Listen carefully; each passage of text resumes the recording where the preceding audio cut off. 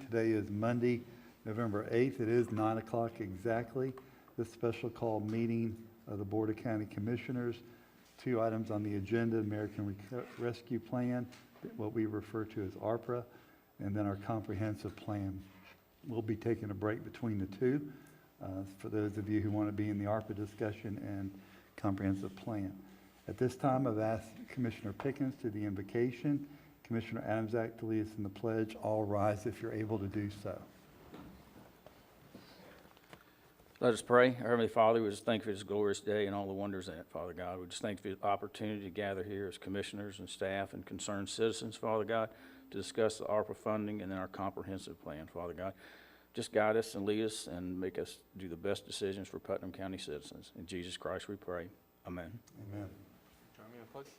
I pledge allegiance to the flag of the United States of America and to the republic for which it stands, one nation under God, indivisible, with liberty and justice for all. Thank you, Commissioner Pickens, Commissioner Adamczak. Good to see everybody here today, and the Honorable Matt Reynolds is with us, so we appreciate that too. First item of business is our ARPA Funds Administration, ARPA, American Rescue Plan Act, ARPA discussion. I'm going to read a little something that I wrote down. This meeting is to discuss and give guidance to the staff about the board wishes. I personally would like to use this money on infrastructure and to try to avoid social programs for waiting on future funding. Now, I know everybody's got a little difference on that, but that's just where I sit in my seat, because I think it's time to invest in Putnam County and to help our tax base go down if we can as far as taxes. Julianne, I'll open the door up for you to have a conversation. I'll be happy to, although Sam and I are kind of jointly working on this. We provided a summary highlight of the project overview and some new additional information that we know today that we didn't know as these funds become available. I do caution you in reminding you that we only have an interim rule right now, so guides are changing daily. Allowable and non-allowable expenditures are changing daily, and so guidance is changing daily. Most recently, some of this information came from the compliance and the reporting manual that's basically laying out what has to happen for dollars that have been spent. So they've put a manual out on that. They are categorizing the use of funds into kind of 5 major categories, if you will, and those are outlined. Timeline and eligibility is March 3rd of 2021 through December 31st of 24, with the caveat that some projects may qualify for an extended timeline. There is some concern related to our ability to complete projects within that timeline based on current economic conditions, supply chains, and everything that's affecting our economy at this time. It did set forth some additional rules and requirements. All of these are going to be held to the uniform administrative requirements, cost principles, and audit requirements, including contracting requirements as well as procurement for the federal funding. And any subrecipient would be we would be a pass-through agent for any third party that we provide funding to. And there's some pretty strict and stringent rules to what is required of a board if you're going to pass through dollars to a third party. And they will go through the life of the funding as well.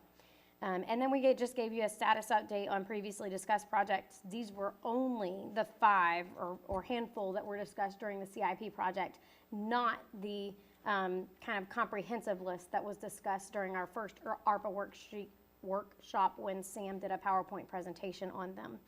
And at this point, we as staff are just looking for the board to provide direction on how we can move forward with this timeline and the requirements that are required. It's going to take substantial planning on our part even to make a tangible purchase. So if I'm purchasing a commodity, in order to get through federal procurement, federal contracting, get that item in-house and move on, get it paid and reimbursed, it's going to take a substantial amount of time, and I want to caution us against delaying action at this time. Julianne, before we go take questions from the board, just want to make it clear, just because the eligible timeline was March 3rd, we did not deposit the money until September, and that was $7.2 million. That's correct. So we haven't been sitting on any money. No, for the- absolutely. Yeah, Yeah. we just got the money. And again, I keep saying this even with COVID dollars for the audience, as a benefit. If it was my money, I could spend it today. No doubt about it. You could too. But when it comes with strings, and the strings keep changing constantly, and they might change for people that are a recipient, we might be hurting people more than we're very careful of what we're going to do. But I just wanted to make that very clear that we didn't get our money until this September. I'm going to open it up for board, and the first speaker, Mr. Adams. Yeah, so in A through E here, I believe, has it changed where educational purposes are no longer a valid cost? There's things that aren't here anymore that were on the original deck. There's several things that were on the original PowerPoint you gave us, Sam, that aren't listed under A through E, in my opinion. Or maybe it's just because your wording's more broad that it, What do you have? there was education initiatives. Education, like the ones that were discussed in the PowerPoint presentation. Yeah. Are still eligible expenses, yes. Okay. Just because this presentation makes it look like we're limited to these 5, and we're not, that it's Education much falls broader. in one of those categories. So, Those are the 5 categories established by the ARPA guidelines. So those are the 5 categories that Okay, the then- feds have established. but the presentation you gave before, still, the expanding of it is still accurate. Right, the categories are Okay. seem very defined, but they actually have some broader. Okay. So everything in that PowerPoint we have prior is still valid? Yes, it is. Okay, thank you. Mr. Turner. So, Ms. Young, what y'all are looking for today basically is some kind of direction on what the board's feeling that they're wanting to do with the money. Okay, this commissioner thinks that we've, for 4 years now and longer, have tried to fund a communication system around this county. We've gone to federal funding, we've gone to state funding, we've exhausted every avenue that we can. And if we don't use this money to do some of that communications, then when one of our first responders or deputy sheriffs gets killed in the field because they can't get on the radio and talk to somebody, then it's our fault. So my first priority, this commissioner's first priority, is to fund that communication system that we've tried for 4 years now to fund. So that's my 2 cents at this point. I think that needs to be the number one thing we do, is to support our first responders and sheriff's department and whatever in this county by funding that communication system that I see no other way of funding other than out of our pocket if we don't do this. This is the only time we've come up with the money to be able to do it. Can I ask one quick question, Chairman? Please do. On that front, the board did give staff authorization to move forward with an RFP so that we could get a solution to what we're going to be looking at.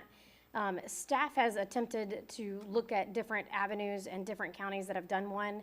And I believe it is in our best interest to hire a consultant to assist through that process. We had one that assisted with the last time we did a phase of it. And they bring to the table just knowledge and expertise that we frankly don't have the bandwidth to have. So I would like, if now is appropriate time, for the board to give us consensus to allow us to go ahead and engage a consultant from those ARPA funding, from the funding that is there. I think, I have no issue with that whatsoever. In fact, I think it needs to take place. Okay. But a while back, I was talking to the sheriff, and he was telling me, and I think JR too, and they were telling me that somehow or another we can join up with St. Johns County and get on their system with them or something, and it would save us several $1 million over trying to do our own standalone system, and it would work adequately for what we were trying to do. And it was a several $1 million savings over the original cost of 7 to 8 million, I think it was back then. So could you maybe expand on that a little for me, JR? Sure. The original was at almost $13 million when we first started the project. But we have gone back through and negotiated and talked about that, but I think underneath federal procurement guidelines, we can't eliminate a vendor. So the only way to do that is to send it out for an RFP and let them come back with some kind of solution back to us. If that vendor chooses to come back with that solution to us, yes, it's going to save us millions of dollars of not only upfront money, however, it also send us some reoccurring maintenance dollars that we don't have to pay maintenance on some of that equipment that St. John's did. When St. John's put theirs in, they were thinking large scale, long term, and they put a system in to be able to handle the entire state of Florida. So what this will do is this will give us the ability to do that. Also, what it helps us with is they're talking some different patching stuff, and I don't want to bore you guys to death with it, but it'll allow us to use St. Johns County's towers. It'll allow us to use Clay County's towers, and over time you could join in with Alachua and other places, and our units could talk back to our dispatchers from either Gainesville, Jacksonville, St. Johns County, wherever, they can talk back to home. So if we can demonstrate a significant cost savings to the taxpayers, we can't single source that to match the tower, the people that have the towers. I mean, if it saves millions of dollars, we can't single source that. Time out. In federal procurement, once you get over a certain threshold, there's no single source, there's only sole source. Sole source would mean that they're the only provider in the entire whatever that can provide radio coverage. They're not. So that's the mechanism that an RFP does, and that's really where the consultant comes in, because we need him to evaluate what's happening. So it's very possible that company A comes to the table and they don't need as much infrastructure to make our system work as company B. But in the federal guidelines, there's nothing to say company B can't discount $3 million off their price. They could lose money to sell us a product, they could, and it may make the price the same. There's nothing that says company A comes with better interoperability, meaning we communicate with St. John's and Clay, but company B may add additional components to their infrastructure to gain interoperability. And what the feds want to know is that you didn't exclude either one of them from day one. If we weren't using federal dollars, yes, local and state guidance allows for single source, but feds are only, they call it their single sole, but it's a sole source definition. So thus the process that we are going to be required to go through for the federal dollars is laborious. It is for all of these procurements. That's one of the reasons. Do you have to go through the whole process for the RFP to get a consultant? I do not, because the Fed's threshold for that is $250,000, and this would fall well under that, which means you overlay your local and state procurement guidelines onto that. This particular consultant already has numerous reports about our infrastructure and our systems, and so they are a single source procurement. And I know that I just really probably confused you, but, No, you didn't. okay, so in our local Monday, guidance. I'm pretty good on Monday. Okay, good. In our local guidance, because there is an added value to not having to start new with a consultant who we'd have to pay to go get all the report information this one already has, we do have a valid single source procurement in this particular arena. Have you reached out to them yet, or the consultant, or is it, are you waiting on our direction first? I believe that Mr. JR has had some hypothetical and budgetary conversations, but there has been no contact from the procurement department to that consultant until we get some board direction. Okay, I think I'm done for now, Mr. Chairman. Thank you. Mr. Adams, you had your light on earlier? Okay. I have a question then.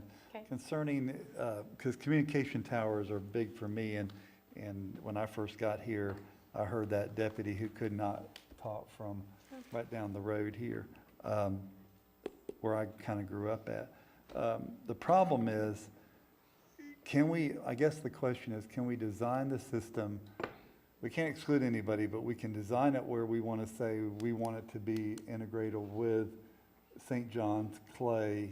We can do that, can't we? Correct. We have our minimum expectations, which is interoperability with St. Johns County, with Clay County, with. Well, because I whatever said this, I said it in my opening statement, Commissioner Turner said it, this is something that would be on the taxpayer's back if we didn't have funding for it. This is an opportunity for us to make good on communications, which we should be about. And I want to do it right the first time. I know it's going to be an expensive process, but if we can save by doing that, I want to take the one bite of the apple on this and get it right the first time.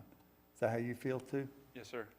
Okay, so we could define our scope of this is what we're looking for, right? Yeah, just to give you some clarity, when they run their coverage maps across the county, you know, we've been talking to several different vendors. We're getting about, with our current tower setup configuration the way we are, we get 99% county-wide mobile coverage. You're not going to see 100. They're not going to do it because it's just, you know, you get underneath one tree and you don't talk, then the systems fail. But they've given us 99% county-wide mobile, the one in the car coverage across the county. When we ran the maps with the St. John's integration, it gave us 97% portable coverage at hip height and like residential structures across the county, which is what we mainly do our business in, is residential, whether it be the police, fire, whatever is in residential. It's a little bit less than that on commercial, such as Walmart, Georgia Pacific. But the good part about here around town is we're really drowned with coverage because of the location of the towers. We're going to see in our Georgia Pacific areas and places like that better than expected coverage because of the amount of tower sites we have in what I want to call the greater Palatka area, including San Mateo, Bostwick. Thank you, JR. I got Mr. Bill Pickens. Yeah, when I first heard we would receive some of this money, the first thing I thought of was a communication system, because we've been trying to get this, you know, taken care of through the 5 years that I've been here, and we've just not been able to fund it. So that's probably number one on my list also. So JR, I mean, do you have an idea what it will cost? We've got some, I don't really know right off the gate. I don't know if I can, we've talked preliminary, but I wouldn't want to give you a number that they can't hold true to yet until we see what comes back on RFP. Okay, that's all I got. Okay, Mr. Rawls, I think you were next, because Yes. So we were told $5 to $6 million 2 years ago. When CARES Act money came out, $5 million would have funded it. Is that number out the window now? We're talking a lot more, a lot less. How far can I don't know how far I can go with, because I mean, they both give us some preliminary numbers. I just don't want to do anything against our, I'll take it all. What do you have? I mean, What are the preliminary numbers? I don't think we should make numbers public right now until we go out for bid. Probably just be guessing too. it's really a guess. Because I mean, we don't really know what they've given us some budgetary numbers. They range anywhere, I mean, from $6 to $9 million total to build the system out. So we have money set aside in Better Place. That's recurrent revenue. We're here to talk about ARPA money. I personally feel like, and I said at the last meeting, we should set aside at least 55% for the public, and then the other 45% for government. I don't have a problem paying for part of the communication system if out of the ARPA money, as long as the lion's share goes to public, because the lion's share last time with the CARES Act money went to the government when there was money to pay for what we paid for. So I feel like we missed an opportunity to do right by the public on the last round. This round, I think we should step up, set aside a majority of the money for the public, and then have a conversation that we're having about communication later, because this really is not germane to the conversation at hand. Mr. Turner? Well, let me start by saying that I don't agree with that at all, because I don't think anybody agreed to any percentages as of any meeting. But I want to step back to the discussion that we were having. Will the consultant that we talked to, I was told not too long ago that if we're successful in our broadband initiative, where we have full access broadband to every nook and cranny of Putnam County, that it could possibly completely change the way that we communicate now through emergency services. That they might be like a VoIP type thing. I don't know that, but would this consultant, it would break my heart that we take $8 million of this money and pour it in a new communication system and the damn thing's obsolete in 3 months. That would break my heart. So what I'd like to know is would this consultant have the ability to tell us that if we hold off another 6 months and we poured all the money into broadband infrastructure, would that eliminate the problem or not? I guess that's my question. I just don't want to put up a bunch of, if you allow me. I do. Mr. Go right Chairman, ahead. Not a few years ago, a company came through town and they hung a bunch of broadband equipment all over the county, and it was like middle mile provider stuff. Yeah, middle mile provider stuff. And so you had first mile provider that was the Comcasts of the world, and you had the center mile, which was this company, and then you had an end user, which was the end mile. And by the time they got it put up, everybody had figured out how to do it and make it work slick. And so they put it up and everything worked. Within 2 years, it was all obsolete, and the company went away. The equipment went back to the USDA, and by the time we figured out who owned the equipment from the USDA, that we might could get our hands on it and start operation of the middle mile again, we found out the equipment was obsolete, and it'd been 2 or 3 years only. My biggest concern here in this situation, having said that, is that we put in the communications tower, we do it with technology that's been around for a few years, and then we get full-blown broadband throughout the county, which would be my next thing that I'd want to do past communication would be to get solid broadband everywhere in the county, then solid affordable broadband everywhere in the county.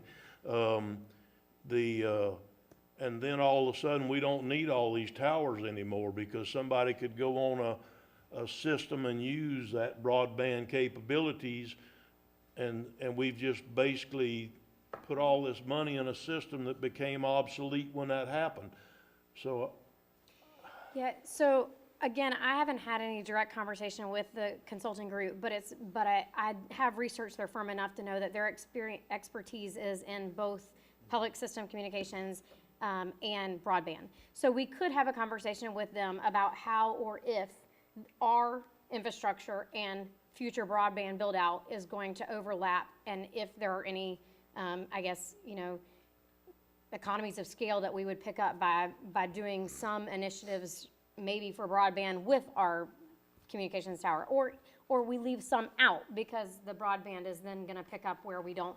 We could have that I just wanna make conversation. sure we have that conversation, because I don't know if anybody's using that anywhere yet, or if it's just a concept or what, but somebody else brought this to me the other day and said that they assumed that broadband was one of our highest priorities along with the communications tower, and that they said that this was somebody that has some abilities in the technological realm, and basically they said that there's a chance that both of these cover one another, that if you get solid broadband and everywhere in the county that's accessible, no matter where a first responder is, that it may be that's the answer. I don't know that.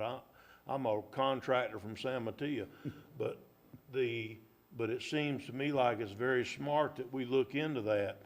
That we, if we had, let's say for instance, just throwing numbers in the air, that this is going to cost $7 million or $8 million or whatever number you'd like to use, and we decide to go on and fund that, and then we find out in 2 months that if we'd have put that $7 or $8 million in broadband, there's not a citizen in this county that wouldn't touch their life if we were able to give them solid broadband, affordable solid broadband in every nook and cranny of the county. And if we could use that system to let the sheriffs and the EMS do what they needed to do, then we've solved both of them with one chunk of money. That's why I want to look into it. Okay. Thank you. Thank you. Mr. Adams. Normally, emergency services, their networks are segregated from the general public's network. Usually it's different technology. There's a reason for that. It's so that you don't have the reason for that is exactly the reason why the economies of scale possibly won't work. I'm all for if we get a consultant to look at this to see if it does, but normally they use a different bandwidth, they use a different infrastructure. Even in big cities where they have the networks, they still are on a separate system. So I don't know, maybe that's feasible. If it's a question we can ask, for sure. I don't see how the two are exactly integrated. Now, if you have more towers that you need to get broadband everywhere, and you put the extra equipment on the same towers, I think that's where maybe you see some economy of scale. Just for this conversation, I don't know if I am for this conversation for ARPA, but as this conversation goes, I just want to give that input. Thank you, Mr. Adams. So what's on the table right now, basically, is we need to, Julian, you and Mr. Suggs are looking for, do we want to go ahead and hire the consultant to come in and do that? Yes, sir. And I think that's, even though the board approved it, we still need to go forward with it at this point, right? Yes, sir. Okay. So I think that's, the chair will entertain a motion if we want to continue, we want to go through a consultant and get that cleaned up. Is this for ARPA or for communication? ARPA for the communication system upgrade, using ARPA dollars. I move that we instruct staff to hire a consultant and move forward with the communication system. Okay, Mr. Turner made the motion, I'll second it. second by Mr. Pickens. Any further discussion on the And the motion? motion is to pay for this out of the ARPA funding? It is. Mr. Adamsack, you have the floor, sir. Do we have a not to exceed number or anything on this? Is there? Right now, all we've done is just asked her to hire a consultant. Yeah, for the consultant. I mean, There isn't one, but I know that the chairman and administrator have authority up to 65,000. You can, you know, it's up to you if you'd like to set a cap or how you want to handle that. I don't know what one I'm, costs. so this commissioner isn't for doing any decisions on ARPA money until such a time that we have the public meetings that we talked about. That was in the discussion. So my assumption, when the motion to accept the money, there was discussion about having public meetings throughout the county in at least 3 different locations. We haven't had that yet. I'd like to get public input from different locations, and I think the communications tower, the public may get behind that, and I think that may be a viable thing, and I think there's a lot of other viable options for ARPA. But we haven't had those meetings, and I haven't pushed for monthly town halls because I thought we were gonna have some meetings that would interfere with them. These meetings on ARPA, the meetings possibly on the budget that didn't happen, that I was hoping we could have done in evenings throughout the county. Meetings on the comprehensive plan. I mean, this really should go out to the public as well. So I'm gonna be a no vote on any dedication money until we have those meetings. Thank you. Mr. Adamsack, I'll be talking about 2 meetings on 2 dates right here in just a moment on that, in different ends of the county. Mr. Rawls? I agree with Commissioner Adamsack. I thought we were here to talk about the ARPA money. This is kind of shifting to somewhat different. I personally would be a no vote until we do have the conversations. I think we do need to get a plan set aside before we start spending money. We've already allocated money out of ARPA, but I think that we really need to do right by the public and get our plan in order before we just start spending it, because it's going to disappear and then we won't have anything at all. Yeah, we have $7.2 million. We're talking about hiring a consultant. We have a proper motion, proper second. Any further discussion? All in favor signify by saying aye. Aye. Pose like sign. Aye. Okay, passes 3-2. Do want to, while we're at this point in the meeting, do want to make mention, would like to look at going out in the public on the 15th of this month and the 22nd. Those are 2 Mondays. Already reserved the town of Interlaken for the 15th at 6 p.m. Okay, that will be done in the Interlaken Town Hall for anyone that can make it. And Commissioner Pickens, I'd like for you to reach out and see if you could find a location on the 22nd in the Crescent City area, if that's appeasable by the board. Okay, Are we planning one in the city of Plaquemine or anywhere in the greater Plaquemine area? we're here in the city now. For an evening meeting. I haven't planned on anything in the evening other than those 2 outline areas. Well, are we having a meeting with the city of Plaquemine anytime soon? They were going to get back to me and never did, so, yeah. The city has their own ARPA funding. Mm-hmm. But there's a lot of overlap that we could also team up on in the greater Plaquemine area. Okay, so What you said was Monday the 15th at what time? 6 p.m. At the Interlaken Town Hall. And then also Second, the 22nd. if we can find a location in the Crescent City or South Putnam area. Okay, now is this just a general town hall meeting, or is it gonna be focused on ARPA? ARPA funds only. Okay. Yeah. And taking what we see, and I'll get to that in just a minute. Commissioners, there's a couple more things. Purchase of 2 ambulances are eligible, Parks and Recreation field lighting. what's your pleasure about going forward at this point on those? Mr. Chairman, if I may. Mr. Turner, you may. I don't think those are right now drop dead, got to have them today, emergency items like the communication system is. That's why I was very interested in seeing it move forward at this time. I don't see why we can't hold off on the ambulances until after these 2 meetings that you just called. Okay. And so, and see what's happening at those meetings and let the public have some input. The number one thing to me was the communication system, and the number 2 thing to me is broadband. My next thing in line was the water and sewer in East Palaca, but I understand by listening to what was just passed at the federal level on Friday, is that money, part of it's gonna be earmarked for water and sewer systems. So that took that priority out of this tranche of money. It took that and moved it into a later tranche of money. Even though we already have areas lined up where we'd like to do it and move next and what have you. I don't think we have to worry about it out of this bunch of money. I think it can be the next section of money. So anyhow, I don't know that we shouldn't maybe hold off on those until we have those couple of meetings.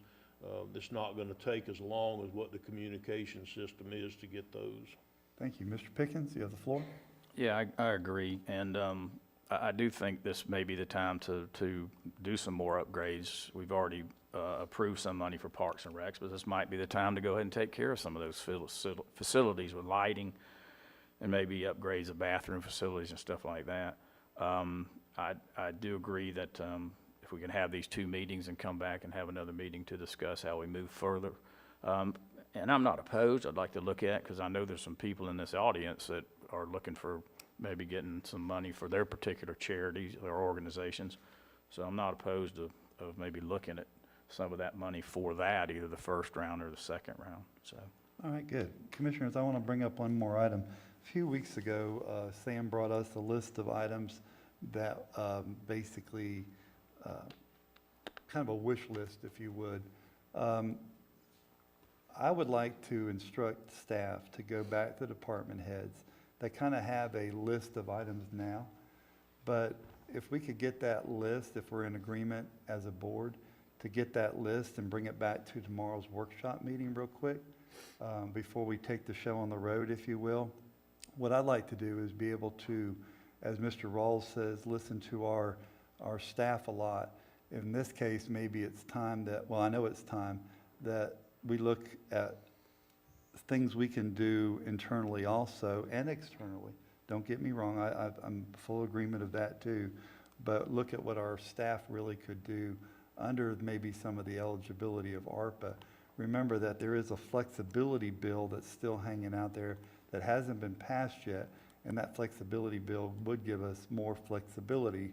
The name is kind of, but who knows when that's coming. So we'll see about that. But is staff, is the board in agreement to bring that wish list back to, not a wish list, it's a needs list, back to workshop tomorrow?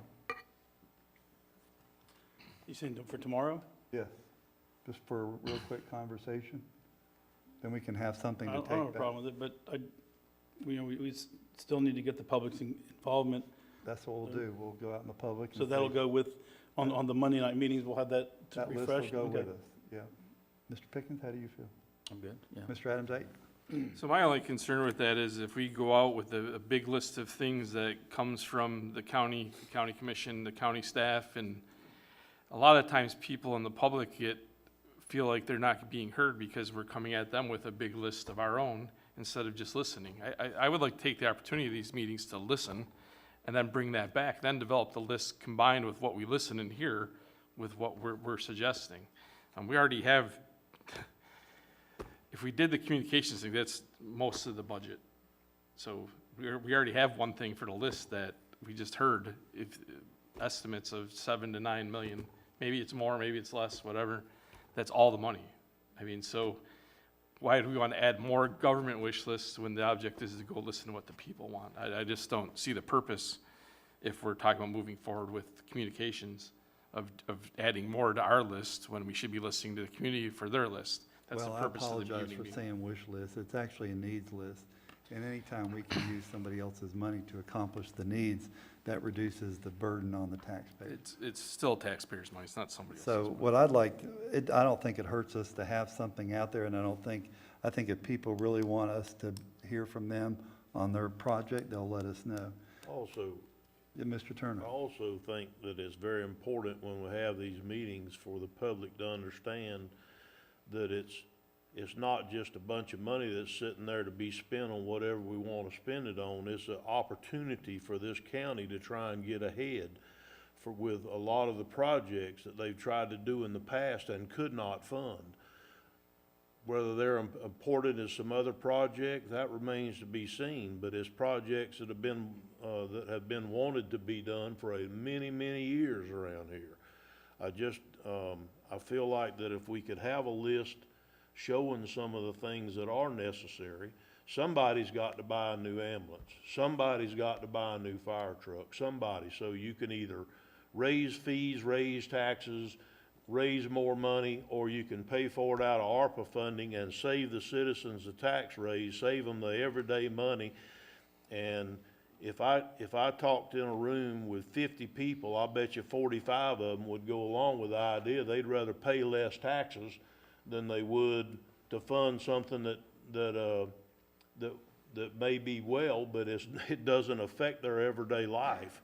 And so, I think that having a list of needs within the county, and I think it needs to be a real list with the things on it that we've talked about here today, not just the fire trucks and the ambulances and the what have you, but also things on that list like other things that would be necessary in the county that's gonna have to be done one day or another, either through local taxpayer dollars or that's gonna have to be done with this ARPA funding, one or the other. So instead of just vehicles and things like that, emergency vehicles, I think that we also need to put other things on there that are gonna be substantial too, that are very important. It's easy for us to sit around here, which we've done for 6 months now, and talk about making the water and sewer system sustainable.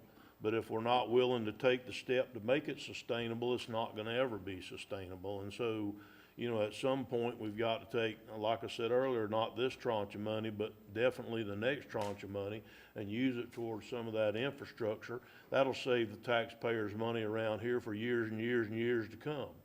So I guess that's my point in trying to use this ARPA funding wisely, is fund things with it that would serve the citizens of the county and in the future, and help them have lower taxes and lower fees on different things while still getting the things that Putnam County needs. Thank you, Mr. Chairman. Thank you, Mr. Chairman. Mr. Adams. It was all beautiful conjecture, but everything you just talked about probably costs around $30 million, not $7 million, if you count infrastructure as far as communications tower and broadband, all the things that we've talked about. So we have $7-point-something million to do something with. I'm talking about this year, so $14-point-something million. You're talking about double that, and that's not counting what we hear. I don't know. I just want to hear from the community, and I would love for it to be without our hand on it, which is how I feel it goes a lot of times, because we present this presentation that makes people feel like, oh, we have to do this, we have to do that because the county needs it, when people have their own needs that they want to express. And a lot of times in any situation for any human being, when you get someone that presents needs, and you're saying we want to sell to the public the needs that we want, and it overrides their ambition for what they're looking for themselves. Like I said, if it wasn't ARPA money, if it wasn't money that has the ability to be used for these alternative uses, if it was just general money, I would not support doing things for the public sector the same way I would with ARPA money, or we should have done it with CARES money. But that's just my opinion. Thank you. Thank you, Mr. Adams. Mr. Rawls? You know how you cut it up? This is being funded by tax dollars. The chickens will come home to roost, and we will pay for this money that we've received from the federal government. It's not free money. The biggest string that's attached to it is that it will be paid back in some fashion or form, either by us or by our children or our grandchildren or great-grandchildren. You know, it really hit me hard when I realized how much money we spent ourselves out of the CARES Act when we are fully funded by the taxpayers themselves. Our budget was funded. We didn't have to increase any, as a matter of fact, we decreased work hours at some point during COVID. What would happen if COVID had not hit Putnam County? That's a question that I keep asking people. We wouldn't be having this conversation about CARES Act money. But when COVID hit, the community got hit in a different way. People lost their jobs, they were idled, they couldn't go to work, didn't get paychecks, couldn't pay rent, couldn't pay mortgages, couldn't pay their debt obligations, couldn't buy groceries maybe. Saw an increase in substance abuse, saw an increase in domestic violence. I think we need to focus on fixing the community. We're fully funded. We just passed a balanced budget. I don't know why we need to keep going in and grabbing all this cash and not doing something right for the public. I think the broadband conversation is probably the most important conversation that this commission will have over the next couple of years. It's an initiative in Washington. It's an initiative in the state. Everybody's got their eye on that football. But I think right now we need to focus on getting the ARPA money conversation started, getting our plan laid out, and then fully supporting the folks in the community that can do things that we're supposed to do by our charge by the governor. We're charged with responsibility of public safety. We're charged with the responsibility of hospitalization as well, and we don't do a good job of that. So I think we really need to take a look at what we're doing, slow the roll a little bit, not be looking at buying fire trucks and ambulances and lights for ball fields and bathrooms. We have other more important items that need to be taken care of right now. Those things are already funded in our budget. Thank you. Thank you, Mr. Rawls. And we're not going to put our finger on the scale. We are going to go out in the public and hear. I think it's a good thing to hear from our staff. So I have consensus from at least 3 of us. Is there anybody else to go ahead and bring that list back to the workshop tomorrow? So I think that would be good. All right, we're going to take a 2-minute break.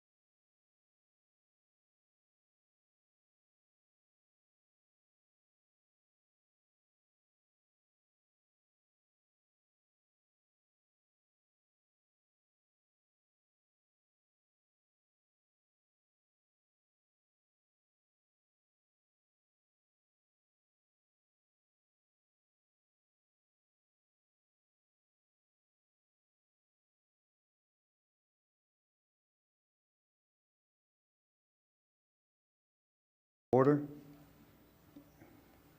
And we are going to be taking public comments after our comprehensive plan. Mr. Adamczak, you had a question you had to ask? Just because I didn't realize we were ending ARPA, that's kind of abrupt, but I still think we need to have an evening meeting here in Palaca. I mean, we're not just talking about Palaca proper. We're talking about Hollister, we're talking about Bostwick, we're talking about Barden, we're talking about people in East Palaca, we're talking about people out in Penn Isle, we're talking about a lot of the community that is not in West Putnam or South Putnam that deserve their opportunity to have an evening meeting, specifically on ARPA, that they don't have to wait till after the comprehensive plan discussion to have their public comment, that they're focused on this. And they deserve to have whatever we put together here for tomorrow's meeting presented to them in an evening meeting, just like the other parts of the community. So I'd like to see us do a meeting on maybe the 29th then, here in the building or somewhere out in Palaca or East Palaca, wherever your choosing is, that's more central in the county to cover where the masses of our population are. Thank you. Mr. Ross? I was just say, we've got a lot of folks in the audience that. You're not on. I'm sorry, looks like we have a lot of folks in the audience that wanted to speak regarding ARPA. I think in the interest of their time, we might be able to let them speak now before we go into moving on with the comp plan, that way we don't burn up any more of their day. And I just reached out to the mayor by text and asked him if they were interested in having a meeting. He said nobody. He said, who did you reach out to? I said, Larry had reached out to y'all with no response. He said, he wants to know who you reached out to. Him and I had the conversation. We were supposed to talk. He left the meeting early. Okay. That's fine. Just,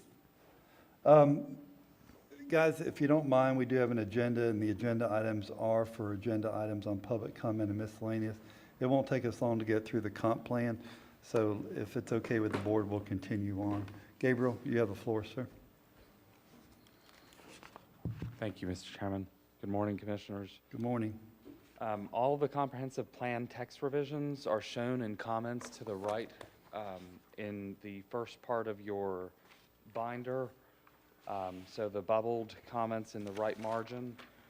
Revisions were made to ensure consistency with changes made to other elements, to comply with DEO's comment letter issued in July, and to comply with Florida statutes. Additionally, certain maps in the future land use map series were revised to make revisions as requested by DEO, correct outdated labels, and correct errors on the future land use map. I will quickly go through DEO's, the gist of DEO's comments and how they were addressed. The first comment. Gabriel? Yes, sir.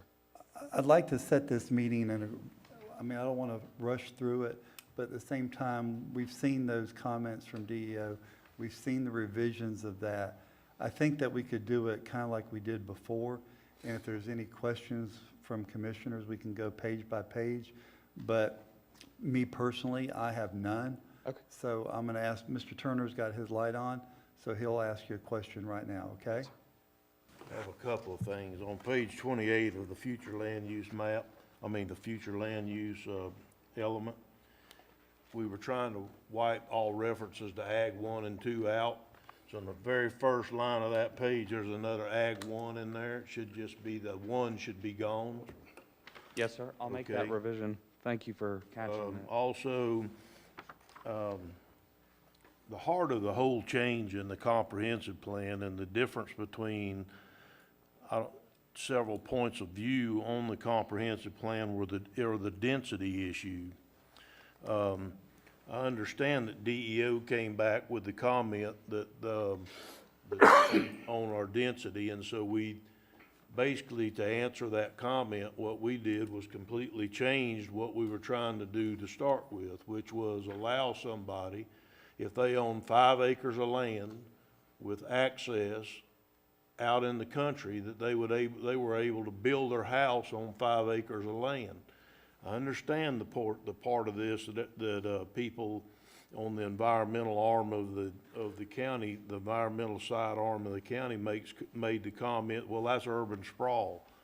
I don't agree with that. I think urban sprawl is when you start putting subdivisions all over the county, not when you allow somebody that owns 5 acres of land out in the country to build a house.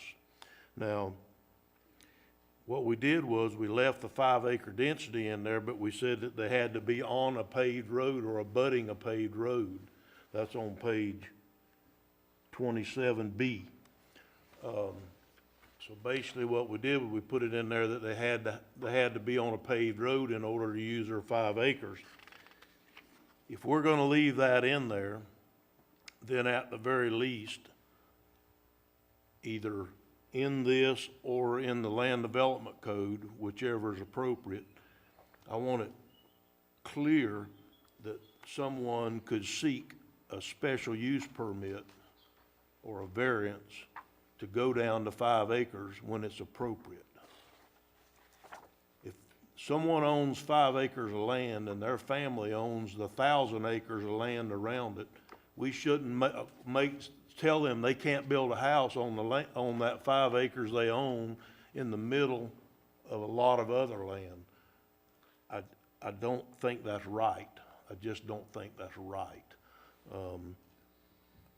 I think that we need to make sure that we don't preclude somebody from being able to do that at least by variance, at least by variance. At least then they have an avenue to get to there if they wanted to. Personally, I think if you own 5 acres of land, you ought to be able to build a house on it. I don't care where it is if you have good access. Now, I don't mean that you drive through two swamps to get to it and with a mud buggy only. But if you're on a county-maintained road, if we could change that from a paved road to a county-maintained road, that would help. We have a lot of county-maintained roads that are good enough to build one house in 5 acres on. So I just want to make sure we're not precluding people from being able to build on their property. It's not everybody's dream to have a 1/4 acre lot in a subdivision. That's not everybody's dream. Some people's dream are 5 or 10 acres out in the country. That's a lot of people's dream. So I don't want to be known as a dream killer with our comp plan. I don't. So I think we need to change this around in such a way that will allow people to utilize 5 acres in the country to build one dwelling unit, which is what the whole idea was. And if it needs to be done through a variance to make DEO happy, or on a county-maintained road instead of in here it says on a paved road, maybe we could change that to a county-maintained road, perhaps. So that's just my 2 cents. What if it was a private road? I mean, I Well- think as long as they have accessibility to their property, I you don't know. disagree with Yeah. that, but DEO came back I know. with the comment, so we've got to do something. We've got to reach a compromise here of some sort to make DEO pass our comprehensive plan revisions. So, do I like it? No, I don't like it at all. I like the first version that we sent to them, and I think we voted on it pretty much unanimously, except for the data issue. So I'm having real heartburn with this. I know we've got to do something to satisfy DEO, but I don't think that we need to throw the whole reasoning for changing out, the basic reasoning for changing the comp plan, which was to allow someone to build on their 5 acres of property out in the country. So we need to open that up and not at least make it where we don't preclude them. Gabriel, you have a Mr. solution? Yes, sir. The changes that we proposed would not change that at all. The density stays at 1 to 5 on a paved road. The only thing that was changed with regard to density in the agricultural area is that now new platted subdivisions would be restricted to 1 to 10. But everyone else, lot splits, family subdivisions, type 2 subdivisions, which are large lot subdivisions, could, in theory, go down to 1 to 5 if they were on a paved road and if they had not split. And that's my point. Yeah. My point is, I don't think it should just be on a paved road. I think it should be on a county-maintained road with an option to seek a variance if they're on a private road.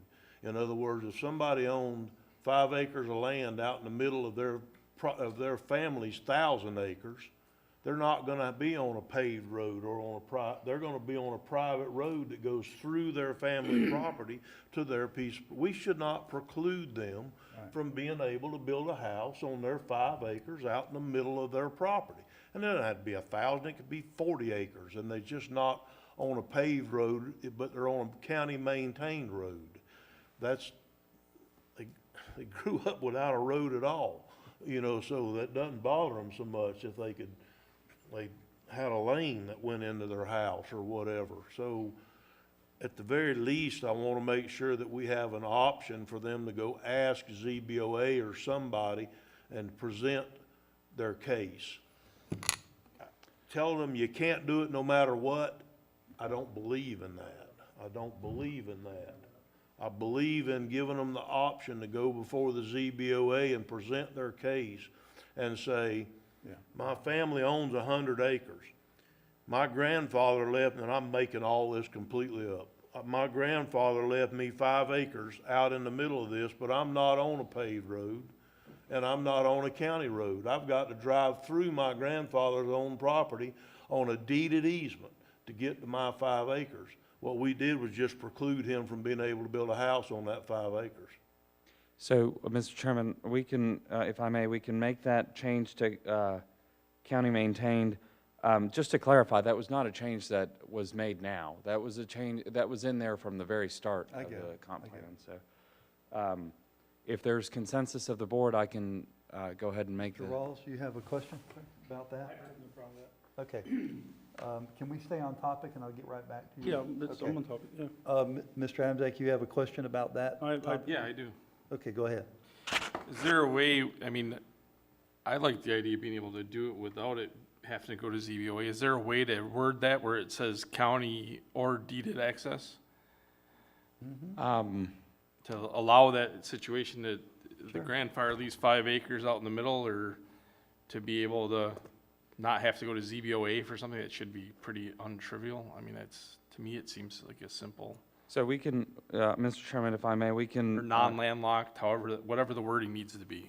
We can change it to county-maintained road, and that would include deeded access, because the deeded access will have to front on a county-maintained road. So having a deeded easement, if I may, Mr. Chairman, But- so having a deeded easement to a county-maintained road would count as far as you're concerned about letting them go and build a house on their 5 acres? So for family subdivisions, there's a requirement for a 66-foot wide deeded easement for all of the lots with a cul-de-sac, and then for a lot split, they can do up to 2 lots, including the parent parcel. Okay, well, On I a- guess on I an need to easement. get the family part out of it. Bad example. I bought 5 acres that was surrounded by other people, by a 100-acre piece, but not family, okay? Right. But it has a deeded easement from my 5 acres out to a county-maintained road. Can I Private build a house? driveway, Huh? private driveway, Private driveway. make it easier. Yes, sir. I still build my house on that 5 acres of land without going under the current definition. Certainly. That would be considered a lot of record if it was legally created. It depends on, the code currently grandfathers lots that were legally created prior to the adoption of the code and prior to the adoption of the original comprehensive plan. Is So- there some way that we could word that in this paragraph that wouldn't leave that open to interpretation? Because us in this room today get it all hammered out, and the next planning director or the next guy, he doesn't interpret it the same as we do. And then I've seen this for 35 years now. I mean, since the early 90s when I was on the planning commission. Half of the stuff that was discussed in that room on the first comprehensive plan when we wrote it was not what's going on today, because every new planning director has a different interpretation on the words on the paper. So could we make that a little less open to interpretation? So in the land development code, it's my opinion that it's very clear currently as it's written. I would caution making too many changes at this stage in the adoption phase, because we may get objections from DEO later on, and it could throw the whole thing into. As long as what we put in here is not gonna preclude us from being able to do what we want to do in the land development code. Correct. If the comp plan says you can't do this, then you can write everything you want in your land code. You can't do it if your Correct. comp plan says you can't do it. So I want to make sure that we don't put anything in here that precludes us from being able to write the things that we want to write in the land development code.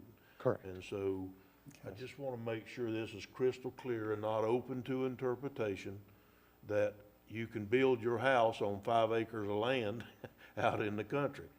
Yes, sir. And as the land development code is written right now, you could do that as well. Once this goes into effect, you could have a lot split if it has not been split before, or another type of minor subdivision, not a platted one. And that would not require a revision of the land development code. All right. Mr. Chairman, may I ask a question real quick, please, just for clarification for staff and for the board? Gabriel, what I heard during that dialogue was that you used the word grandfathered. I want to make sure that that doesn't mean that anything that wasn't already a platted lot or a cut-out piece of property that we currently have. I want to make sure that we're able to do this moving forward after the adoption of the plan. I think that is critical for what the commissioner is wanting to make sure that we do not do, is adopt a plan today that says, well, that lot wasn't developed until after the adoption, so we're not able to do that. I don't like the word grandfathered in this particular instance. I want to make sure that the commissioners are getting exactly what they're asking for. Correct. If that lot was created legally, then you could build on it currently, even without this comprehensive plan. Even a 1 acre lot in ag right now, if it was created legally at some point, then you would be able to build on it. And even after the adoption? Correct. Okay. Mr. Rawls, you have the floor. Are we doing that? Okay. So, You have the floor, sir. you know, I don't like this comp plan. I don't like the way we got to it. I wish we could throw it out and start from scratch. And my question to you is, what happens if we were to consider doing that? If you were to consider, if I may, Mr. Starting from Chairman. scratch, starting over. We would just have to put out the request for proposal again and, Because this is not Go through. supported by any data, and we've had a massive shift over the past 12 months. While this was being looked at over the past 18 months, we've had a big shift. Mr. Rawls, Huh? we kind of set the stage where we're going to take one item at a time. Do you have anything based on this information right now? And we're going to go through one at a time here. I'm just I know you saying, don't yeah, like the data, you never have, right. but So I doubt it- we're going to throw it out. But Well, to the point of what we're talking about, the conversation now. do you have- everything ties to each other. Hear me out here. Our transportation, our housing, future land use. I tried looking at the future land use maps that were sent out on the screen. I can't tell, you know, did we set aside any R3? Are we getting ready for the future? You know what I'm saying? And that's what people are coming in asking for now. So I have a different vantage point as a builder, where literally every week we're turning away work, people wanting us to build housing right now. We're overbooked. So we have a lot of need, a lot of people moving in the community. And when you start looking at transportation element, it ties to housing basically, because it talks about income levels, and your housing is tied to that. But what isn't addressed, oddly enough, and I think we should address it, is the folks that are going to be your 80 to 120% of median income, because they're really fixing to get hit hard with what's happening in the economy right now. And we can't stop the $15 an hour minimum wage adjustment. It talks about how we're going to address poverty and try to reduce that, and focus on affordable housing and workforce housing and all that. So I just wonder if it's not in our best interest to slow things down a little bit, take another bite at this apple, and do it using current data, not stuff from 15, 16, and 14. Okay, does anybody else have any items they want to bring up on this? Because we will be this is where we're going to take from the public today, and then we'll be bringing it back, from my understanding. Mr. Adams, that?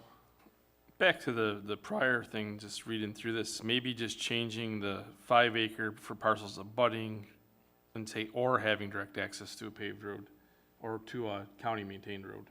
Because that gives you the private roads have access to county maintained. So just add the word or. instead of abutting and having direct access to a county-maintained road, change paved road to county-maintained road. So abutting or having direct access to a paved road, or county-maintained road. Does that make sense? Yeah. 'Cause I think that establishes if you have an easement across a lot that's on a county-maintained road, I you have a appreciate private road, like, I live on a private road that reaches a county-maintained road. There you go. Did you catch that, Gabriel? Yes, sir, yes. Okay. Is there anything else that the commissioners, any other items the commissioners want to speak about? As far as I think you did a really good job. you. But you are going to make those changes. They'll bring those back to us, and then we'll vote on that at another future date, correct? Yes, sir. Okay. All right. Anything else? When would we vote on that? That would be tentatively right now, the second meeting in November. So that's the 23rd. Okay. So 3 weeks from now, 2 weeks from now. And I believe that's a 5:05. Yes, sir. okay. Good. I just All right. very interested in trying to get this moving on. We've been working on it for a couple of years. I agree. And we can't really start our land development code until we get our comp plan pretty much finalized, because we don't know what to put in it. I agree. So, All right. Then we'll see you that day. Mr. Rawls, you have a question? Will there come a point in time when we see current data? Mr. Chairman, if I may, the data for this comprehensive plan will not change. It might change during an ear amendment, but aside from that, the evaluation and appraisal report that happens every 7 or 5 years, I can't remember now, but for right now, that data will remain the same. But it's not my suggestion that you adopt the data. It's not normally done, so the data simply supports the comprehensive plan, and the comprehensive plan is what's adopted. But so if we're asked to vote on something that we know is fouled, how does that work? that I we think- know is what? We know the data is flawed. I said fouled, Did flawed. you hear what he just said? He said that don't He said adopt this data. was based on the data. He said don't adopt the data, and then the Right. data will keep flowing to support. But my question is, we had very old data that this was generated on. What does that do for us? Because at some point, the data will be published with this, correct? It's already been published. Right, The data is currently published. and it's no good. Well, it is what it is, right? I know, but we can stop the process right now, hire a consultant that will actually do the work, get current data, especially today, and have a look at what we're facing in the future. This is a 15-year document. And I know we can turn around next year and revise it, or we can go through another comp plan amendment, but why would we purposely go through knowing that it's flawed and push this thing forward? That's been my question since day one. to be Commissioner, you honest. can always push a consultant to do that. We can always update data at your I mean, convenience. we paid them $40-something thousand for the data, and they didn't do it. All right, any other further questions? We're going to move on. Thank you, Gabriel, for that. I appreciate it. We're going to have a public comment now. This portion of the agenda is designed to allow citizens an opportunity to bring matters to the attention of the board. It's not reasonable to expect the board will engage in debate or deliberations about matters unless the board has received no prior information for this agenda. Please limit your comments to 3 minutes. We're going to break it up in 2 segments. One on ARPA funding. Want to hear from those people first, because we have kept you here a little bit longer than I intended, and then we'll hear from comp plan people. So if you want to speak in the ARPA, so we have, that's comp plan and that's ARPA. Thank you very much. First speaker, Mr. Ed Killebrew.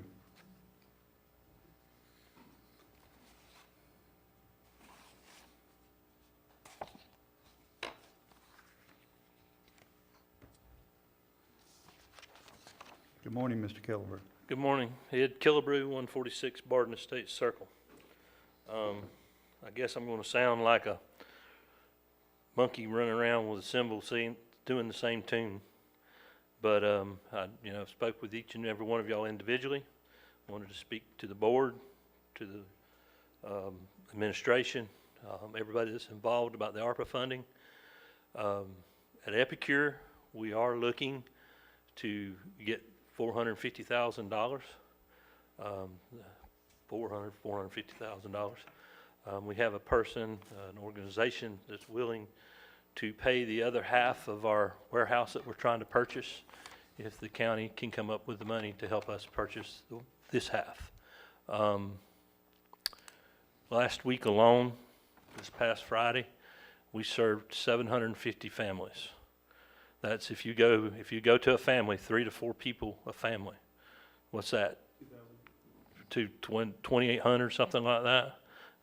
People that we served on Friday, and that's got to be every Friday.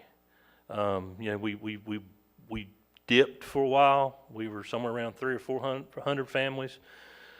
But then the price of gasoline, the price of food, the price of everything going up has driven these families back to us. This past Friday, the 750 families that we served was small in comparison because of the rain and the wind and everything. It kept people, but we still had 750 families out there to come get food. Frankly, myself personally, and I know where your hearts are. I've spoke to several of you about your hearts. I know where your hearts are, and I know that the business end of the stick doesn't always go to your hearts. I know that taxpayers are saying, well, I'd rather go fund this than feed people. I've spoke to some of y'all and told you I'm kind of a moderate conservative, I guess, in the fact that I want to see people fed. I mean, that's my heart. Well, we got people in our county that they're hungry, they're starving. And we've got the ability to get this warehouse and it be written up in a contract where as the county would own the building if the 50C3 would ever go away. It would go back to the county. And it would be set up for the county to take in turn, if that happened, and sell it to somebody that would be wanting to set up a warehouse to do their own food service. We have had 3 52-foot freezers donated and set in place. The electrician was there last week putting those in place and getting them ready to go. We got a 40 by 40 walk-in freezer out there, or walk-in cooler, excuse me, that we store stuff in. We got the USDA coming in to do inspections. We got another 20 by 20 coming. We've had tow motors, donated. It's kind of embarrassing to me. I'm living here in Putnam County, and nobody's reached out, as far as that. I mean, if some have said, send it to the old Jenkins building when the city buys that, or this, that, and the other. You have to understand, we've already made a $250,000, $350,000 investment, and I say we, I'm talking about Epicure. I'm talking about Sonny Mulford and her husband Ken, who started this over in St. Augustine. We've got people in St. Johns County that are donating money to us, to Putnam County. I mean, they're feeding us. Yes, they're a richer county. Mr. Killebrew, I have a question for you. You had mentioned when you spoke to me, and then I'm going to turn it over. Mr. Rawls has a question for you. You had mentioned to me that the future plans of this building to, I don't want to put words in your mouth, but correct me if I'm wrong, to train disabled veterans and people like that. The part of it would be to put in, their funds are already, we've been getting grants and what have you to put in a commercial kitchen to train veterans to feed themselves better, disabled veteran children, for that matter. I mean, we have a program here in Putnam County that sends backpacks home every Friday to children. So we know there's a need, but the part of this kitchen would be to train children how to cook and take care of themselves. That's one thing my mama taught me early in life, and Exactly. and I'm very blessed. Mr. Rawls, you have a question for Mr. Killebrew? Don't you guys also help support other agencies that? Yes, that was the whole idea behind this. When Sonny and Ken got together and we found this warehouse, they just popped up and they were just like ecstatic because it's right in the middle of Putnam County. And the idea is behind it to become a distribution point. Matter of fact, today, we're distributing 50 gallons of milk to the Catholic Church so they can put it out and distribute it in their things. We give to Feed the Need. We give to Heart of Putnam. We give to the Pilgrim Church in Putnam County, in Pomona Park.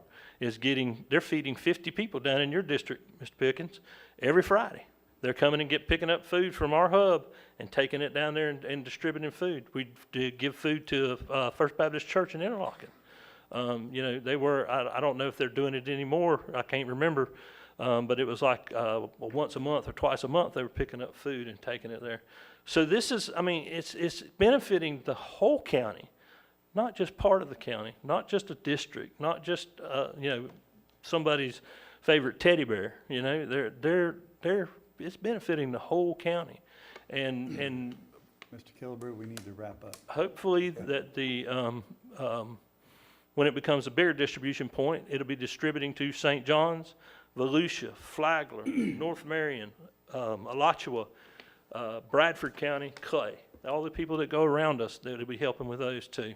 So, you know, I'm asking for, you know, like I said, I've talked to each and every personally. You'll know what I'm asking for. I'm asking for $450,000 to help that. And it is not funds to help pay an electric bill. It's not funds to pay a water bill. It's not to pay anything to do reoccurring bills. It's to purchase a building. Thank you. Thank you very much. Y'all have a great day. I got one more question for you, Ed. Talk about the innovation kitchen you're talking about and the farmers and the excess and all that. Say that again, I'm sorry. What, you're talking about having a kitchen over there, and then you got the farmers that always have excess. Mm-hmm. How does that relate? The farmers, L&M Farms, they send us food from time to time. We get that through the USDA and other people like that. There's a farm over there in Federal Point right now, Angela, what's her name? Sorry. Worldwide Aquaponics. Yeah. They're donating, I mean, like several pallets of food a week to us. And they're getting food from all of the farmers over there in Federal Point and that area. So that keeps it from going to waste, is my point. Right. I mean, that's what got this thing started, was rescuing food that would go to waste. Right. I mean, you know, when we get food from the grocery store and it's marked and it says use or freeze by, if they don't use it, now instead of throwing it in a dump, they're putting it in a freezer and deep freezing it. And then it gets to us, and now we've got a way to store that food with those 352-foot trailers we have out there, or freezers, I should say. We have a way to store that food. It doesn't go to our landfill and create more methane gas. Thank you. Mr. Turner? Ed, I think when we spoke the other day, I said this. If I didn't, I'll say it now, but I think I did.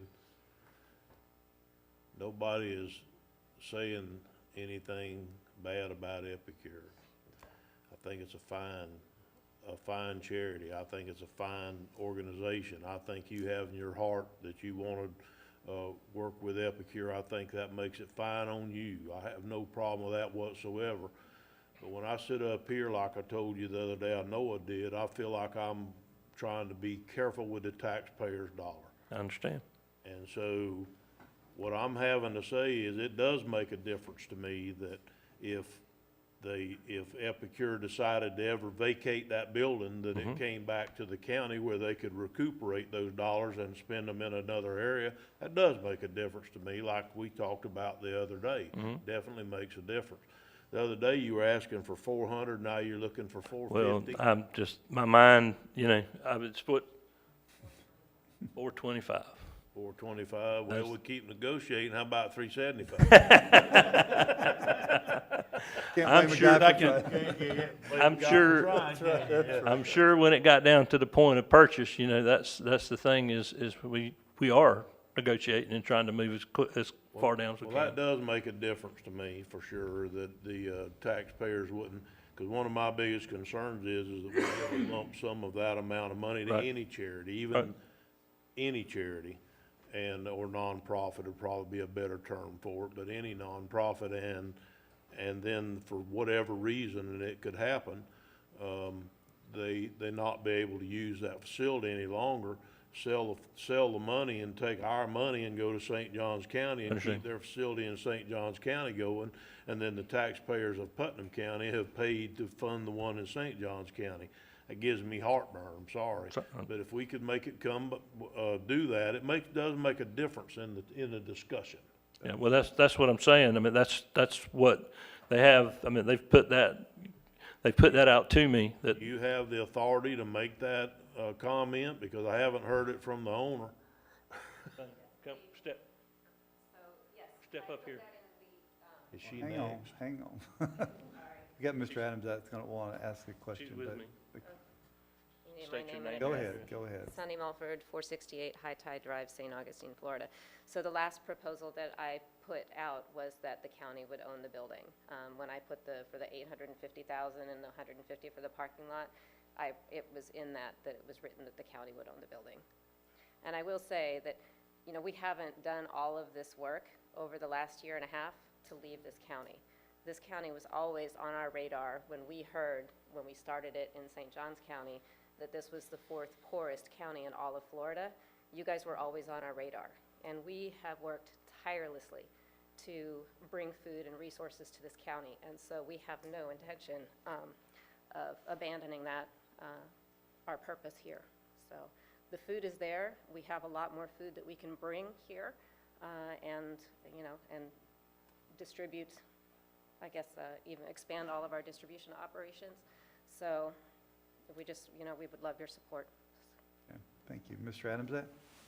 In the end scheme of things, I went there and volunteered a few times, and there was conversations about, basically being open more days a week and people having access almost like a pantry, and then other organizations to the county being able to come in almost like a pantry-based thing, and, to the soup kitchen or whatever the different agencies were, and being able to take stuff from that central repository and spread it out, just like you're kind of saying.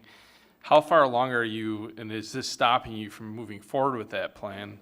Or how far are you in that plan to being open more than the Friday distribution? And I know you guys do some one-off distributions where Ed and other people grab stuff and bring it to people when they hear of a need, but where it's more of a regular distribution. Well, so right now, every week, we do a distribution in Palatka, and then we also do Pomona Park. Every Thursday, we operate as a hub supporting all the other agencies, so they have the ability to come to our warehouse and shop for free. That's up to them.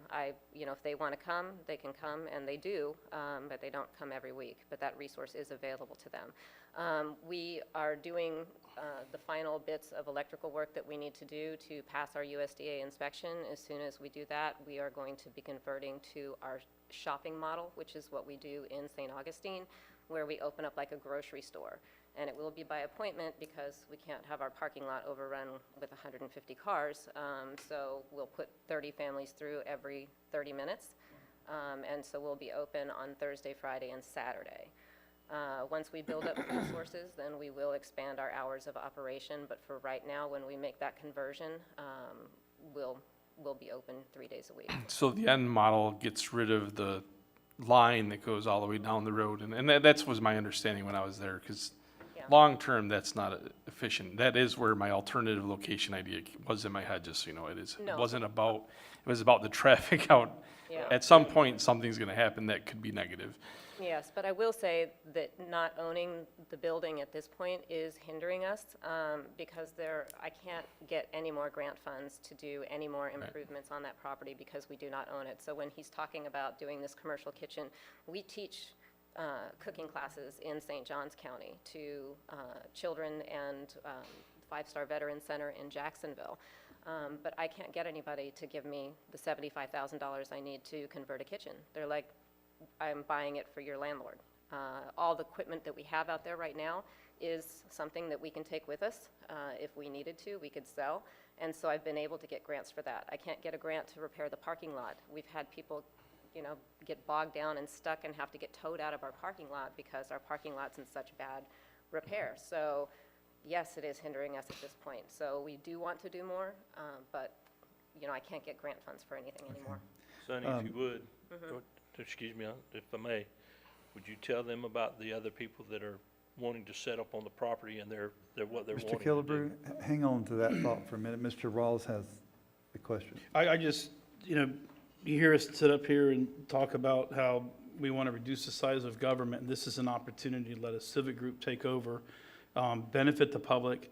I think the payback, I don't even know if we could come up with a multiplier, but it would have to be at least tenfold. So I would support the idea of giving them the money. I know that we're going to be having meetings out there over the next few weeks with the public, but I think that you guys should be at these meetings to inform the public, give the public support, or see what the public input is on it. But I personally think it's a great idea, and it goes to what we're supposed to do under 12501 line E, where it says, provide hospitals, ambulances, health, and welfare programs. This falls right in line with health and welfare. Because the truth is, if the people aren't eating well, if they become sickly, if they go to the emergency room, it's just, you get this trickle-down effect. So I think it's money well spent. Thank you, Mr. Rowland. Mr. Pickens? Yeah, thank you, Chairman. Ed, I think in one of our conversations, one of the first questions I had was if this were to take place and the building got purchased, what happens to it if it ceased to exist? So you've answered that. Who pays the bills? Where, you know, because, you know, 2 or 3 52-foot, you know, coolers, you must have a tremendous electric bill. I mean, how, briefly, just how's your income? Okay. Can I well, say something real quick? Yeah. Again, I mean, she's going to give you a breakdown, but most of it is grants in St. Johns County. Yes. I mean, St. Johns County has really stepped up to feed us. And I mean, I'm not trying to embarrass anybody. I'm not trying to, I mean, that's the facts. They have really stepped up, and this lady behind me back here, Miss Stephanie, she's the one that got me involved with Epicure, and she, I mean, her personal self, and I'm going to embarrass her, and she probably don't want me saying this, but she stepped up and done a lot, you know?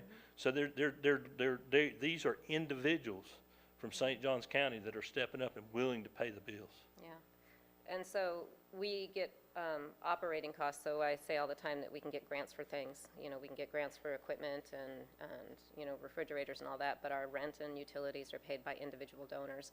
Stephanie is one of those. I myself have donated about $60,000, and so it's, you know, my husband and I are the ones who are the safety net for the charity when we don't have enough donations. And I can't keep that up forever. You know, at some point I need to retire, you know, and not work 2 jobs. So, you know, I feel like we've earned the right to ask for your support. Thank you. Thank you very much. I appreciate it. But you didn't, I mean, you didn't tell them about what the other things that were going to be. Mr. Turner? I think that's the reason why we've got to make sure that if we do something, that it's a protection for the monies here, because in today's world, grants are a lot easier to get than they were in 7 and 8 and 9 and 10, and back in the days when everybody probably needed the Epicure the most of all. That's when it was the hardest to get government grants of any kind, back in the days when the economy was sagging, a lot of things were going on. So, you know, I just think we've got to make sure that if it goes through to something along these lines, that the county's protected if they can't get recurring funds to make things work. All right, yeah. Well, Thank so you. I'll say that, you know, our rent out there right now is $6,250 a month. So if we can purchase that, Yeah. what's that?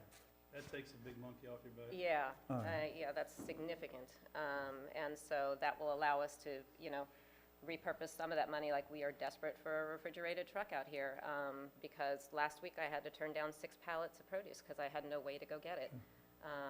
You know, we have 2 trucks operating all the time, and, you know, I've got this huge food source that has given us 40,000 pounds of food in the last 3 weeks, and I've had to turn down food from them.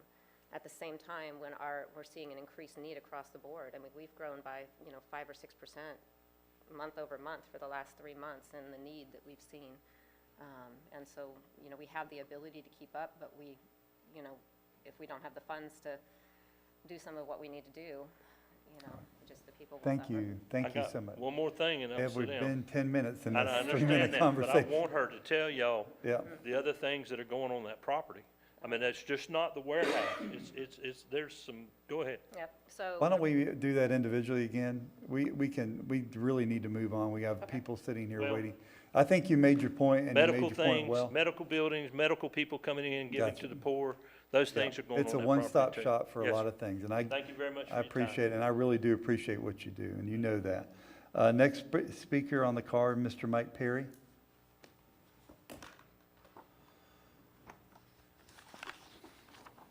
Good morning, Mr. Perry. Good morning, Commissioners. Good morning, Mr. Chairman. Mike Perry, 601 Reed Street, Palatka, USA. Gentlemen, I come before this honorable board on behalf of the Board of Directors of the Education Foundation of Putnam County, and in my capacity as the Executive Director of that organization. I must tell you, I'm finally I'm very happy to be here because I am finally before a forum where I do not have to explain why education is important to our county. I'll keep my presentation short because most of what I want you to know is contained in the letter which I wrote to you on September 8th. If by some chance you don't have it, I'll make sure that you do have it. I believe you do. But there are a few things you need to know. One, our foundation is a 501c3 nonprofit whose sole mission is to, quote, fund the immediate needs of our school district children and to be an advocate for positive change in the delivery of education in Putnam County, unquote. We may, in fact, need to change that because we also strive to help our teachers in our school district.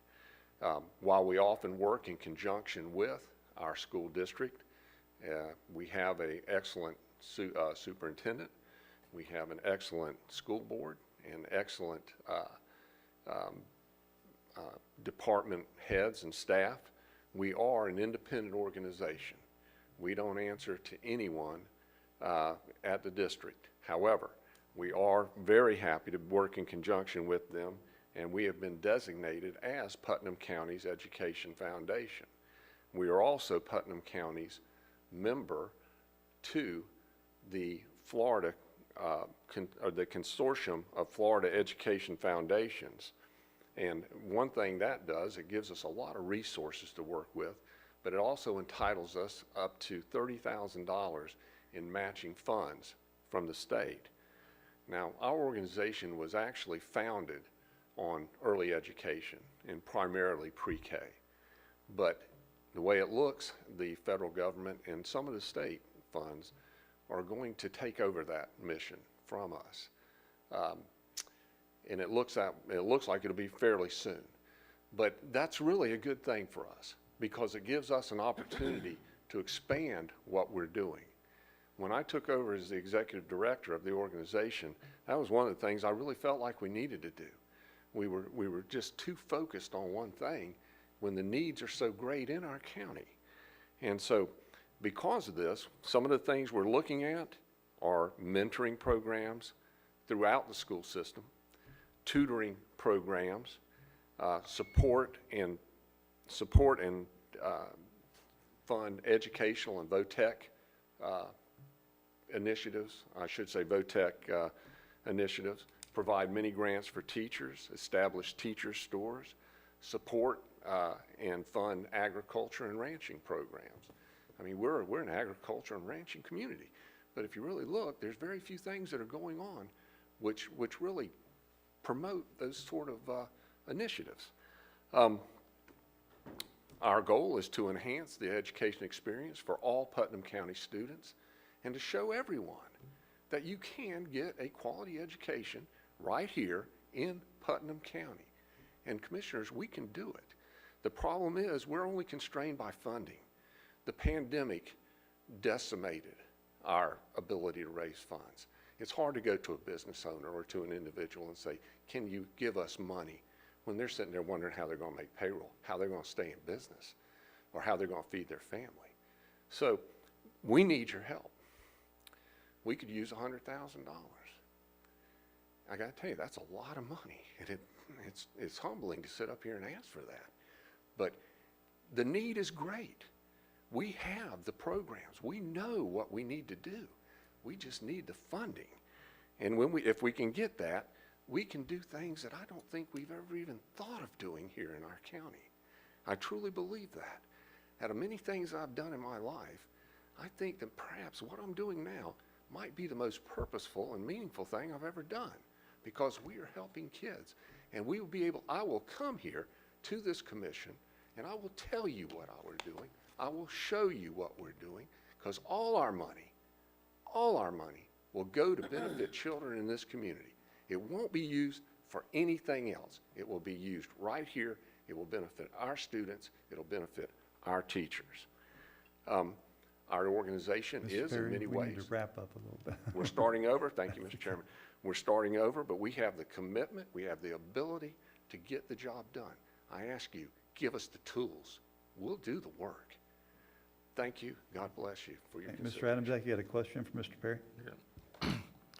So three biggest areas of concern for me from an education perspective, and you and I have talked about some of them, one mainly being third grade literacy. The district, although our graduation rates are high, that number continues to go lower, which doesn't add up. But that's a whole separate subject. But I like the idea of tutoring, maybe set up, I think where we could help you the most is giving you access to some of our buildings that we have throughout the community. Maybe if you set up a tutoring setup type thing where we can say, hey, you're gonna have teachers there or tutors there certain times a day at the Interlock Community Center down in Crescent City, somewhere, we have a facility right here behind this building, or even a room in this building. Another thing you didn't talk about is school choice. I don't like any program that's a not-for-profit that aligns only with the district and doesn't go out to our state is looking to have more choices for students and expand school choice throughout. So that is a big thing that needs to happen in Putnam County that we don't have here, that we have in other counties throughout our area, that makes us not be able to compete as well, in my opinion. Those are the two main ones, but I love what you guys are trying to do. I just think at this time, those are two areas where I would love to see an educational foundation really hone in on and focus on. I agree with you. Because if we lose the kids at that early age, it's hard to get them back. Just like when, you talk about rota heavers, train boys to, so you're not mending men. It's the same type of thing with education. If you don't get little kids on board and they're not at the best they can be at third grade, second grade, first grade, even before, which like you said, the state and federal government are taking care of some of the pre-K initiatives. So that takes a little bit of a burden off of what you guys were doing in the past.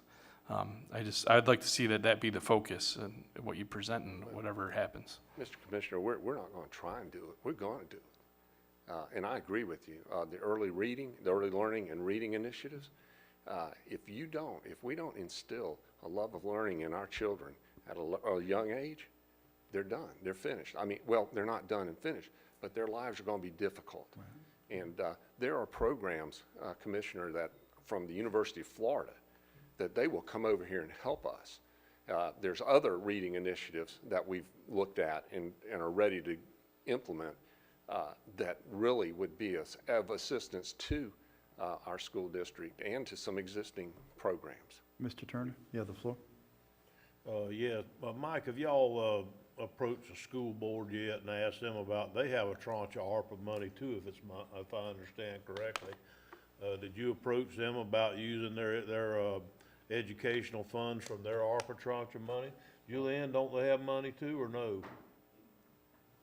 I know that the governor sent back one bunch of ARPA dollars or federal dollars. I do not know what they have received in addition or outside of that. Gotcha, okay. Commissioner Turner, I don't know what funds they have.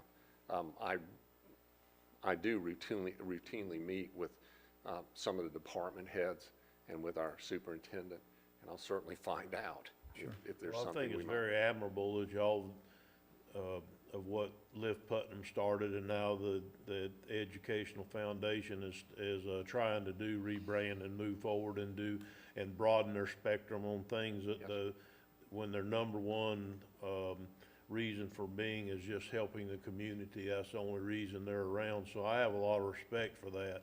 But, as I've said earlier in the day, we got to be careful where this money goes, and does it help us in a very short-term spurt, or does it do long-term things for the citizens of the county to possibly lower taxes and do whatever. So I know that the original thing that y'all did, the state took over, and so now you're trying to expand into some things that I think are wonderful, such as VOTEC. I think that's just a critical thing for us or any other rural county. If you're not going to teach your children VOTEC education, how to weld, how to do agriculture, how to drive a nail. I don't care if you're a doctor, you still ought to be able to nail up a picture on a wall. So, I think that VOTEC education is something that has fallen somewhat by the wayside over the years, and I think that it's wonderful that that's one of y'all's goals. Well, Commissioner, it is coming back. VOTEC is it coming is. back in this That's community. because there's a lot of people pushing it, That's seeing right. where the mistakes were And we want to be a made. part of that. Yes. And we're partnering with other people to make that possible. One more question, Mr. Rawls, you have a statement or a question from? More of a statement, but, so I'm going to read, one of our objectives in our proposed comprehensive plan that we're looking at passing says the county shall facilitate and participate in the coordination of economic development activities in Putnam County by fostering partnerships among educational institutions, financial institutions, government, county designated economic development representatives, utility service providers, business organizations, trade associations, not-for-profits, and others to enhance the development of a positive business, living, and working climate. I think what we've heard so far today goes to this. You and I have talked a lot about the vocational education. You know, it goes without saying that it's a need, not a want for the community. If we're going to fix anything, you know, at one point in the comprehensive plan, it talks about pushing Florida State or St. John's River State College to get a master's degree program. Well, I would challenge any master's degree person, like Commissioner Turner said, to grab a hammer and start driving nails, because being book smart is one thing, but being able to fix our community is another. And we're talking about two different things. We need adult education vocationally, and we need it for our students for post-secondary education, like you and I have talked about. You know, it's something that's important. So I don't think that your ask is too much. I think if it can get us moving in the right direction and getting that goal accomplished, it's one of our objectives, obviously. There's a goal that goes along with it. So you guys meet the intent of the comprehensive plan. Thank you. Commissioner Rawls, we intend to be around too. Right. We're not going to get, you're not going to give us money and we're going to go spend it and then we disappear. We want to be here. We want to be every year doing something and keeping this ball rolling. And I think there's going to be some things here in the future that you'll see that we're going to do exactly that. But I appreciate that too. We have to prepare people for the real world. Right. Thank you very much, Thank gentlemen. you, Mr. Perry. All right, next speaker, Nancy Russo.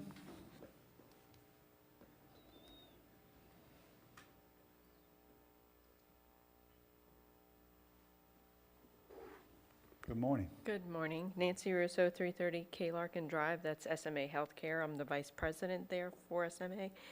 And I just, wanted to make a couple of comments. Due to our crisis triage and treatment unit, we are afforded the ability to see police reports for all of the mental health and substance use issues within the county, because we hope to engage those people as they come in. And we've had a drastic increase in overdoses, both accidental and completed. We've had increases in completed suicides, and we've had increases in just overall mental health crisis. I just read 4 this morning while I was sitting here. 2 were for overdoses that went to the emergency room. 1 was an adult, 1 was a juvenile, and 2 others for people who were threatening suicide. So it's not getting better, it's actually getting worse, and it's something that we are trying to do whatever we can to help with that.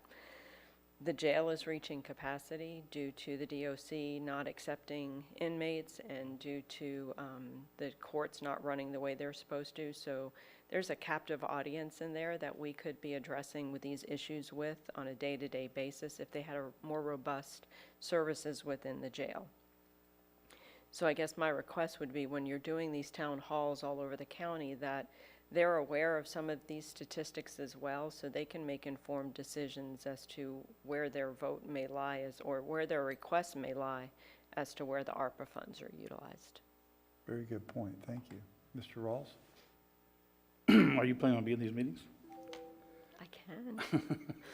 So you'll be able to drive that nail. I'll try to get some more statistics. This is just something after listening this morning that I kind of threw together. At our last meeting, there was 45 transports out of county because there's no bake rack receiving facility here. Talk about the building out there on K Larkin. Well, there's been 2 walkthroughs, one with our director of facilities and also Commissioner Rawls through Synergy. And, there's about, let's even it off at $1 million of repairs or updates that need to be done to make it a secure facility for what we would need a crisis stabilization unit or addictions receiving facility. Right now, it's pretty open. I mean, there's no safety precautions in place. There's no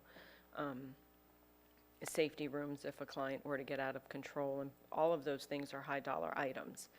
And then after the renovations are done, you're also looking at costly services because it requires a psychiatrist, it requires nurse practitioners that are available around the clock and registered nurses instead of LPNs. There's a lot of regulations that need to be followed to meet the requirements of those programs. So the cost to continue to run that could be anywhere between $2 and $3 million a year. And, you know, part of our charge as commissioners is to be able to provide hospitalization. The hospital they did away with their mental health ward. I don't know what it was back when I was a paramedic. We just called it the mental ward, but whatever the appropriate term is, they don't have one now, just like they don't have labor and delivery. So, you know, it's our responsibility to provide this for the public. It's our responsibility to provide this for the public. We own the building that you guys are using, correct? The county does? Yes. And at one point in time, that was a recovery center, correct? Yes. So I think, you know, again, their ask is not out of the ordinary. I think it's something that if we start providing, Colonel Wells even said, if we take some of the pressure off them, it would also reduce their budget. So as far as the recurrent expenditures that they'll be facing, somebody's got to step up. We're required to provide it by law. Nobody's providing it, so we're shipping it out of our problems out of county, but it's not working for us. And then when our folks do come back in, they really don't have access to the services they need unless they have dependable transportation. But, you know, you got food, housing, and jobs, 3 critical things that would put a person on a secure plane to be able to work towards recovery.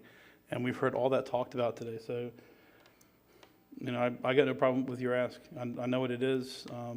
You know, I think we definitely need to consider that. Even if we use money out of BPP to help fund some of the opportunities going forward, because I noticed that Jeremy Ray left, but you know, with their group, the Nehemiah Project and Project Recovery, they're going to need some help as well. But this is something that we can do for our citizens, take the burden off of them and let these groups deal with it and not us as a government. Thank you. Mr. Turner, you have the floor. Couple things. Did I hear you say that Commissioner Rawls was on your board of directors at SMA? No. I just wanted to No, make sir. sure I wasn't hearing something. She asked me for my opinion. Okay, so is SMA a nonprofit or a for-profit organization? We are nonprofit. Nonprofit, okay. That's all I had, Mr. Chairman. All right, thank you. Thank you, Nancy, for coming today. That is the end of our ARPA fund. Is there anybody else that can come up and state your name? You don't need a blue card to speak to us, so I take those first, that's all. Lori Slavin, 106 Roberts Boulevard, Satsuma.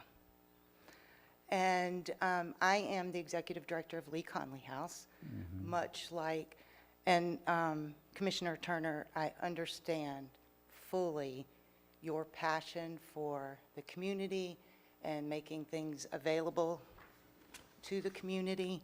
However, I would venture to guess that my passion, Nancy's passion, everyone here that is requesting funding, we have the same passion for our mission.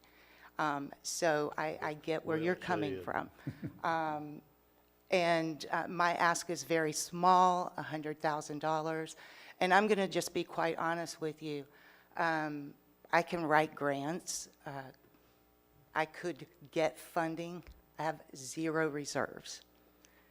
This is why it's so important, because I can move forward. There is funding available to domestic violence, but I can't fund it. It's cost reimbursement, it's federal dollars, and I can't fund it.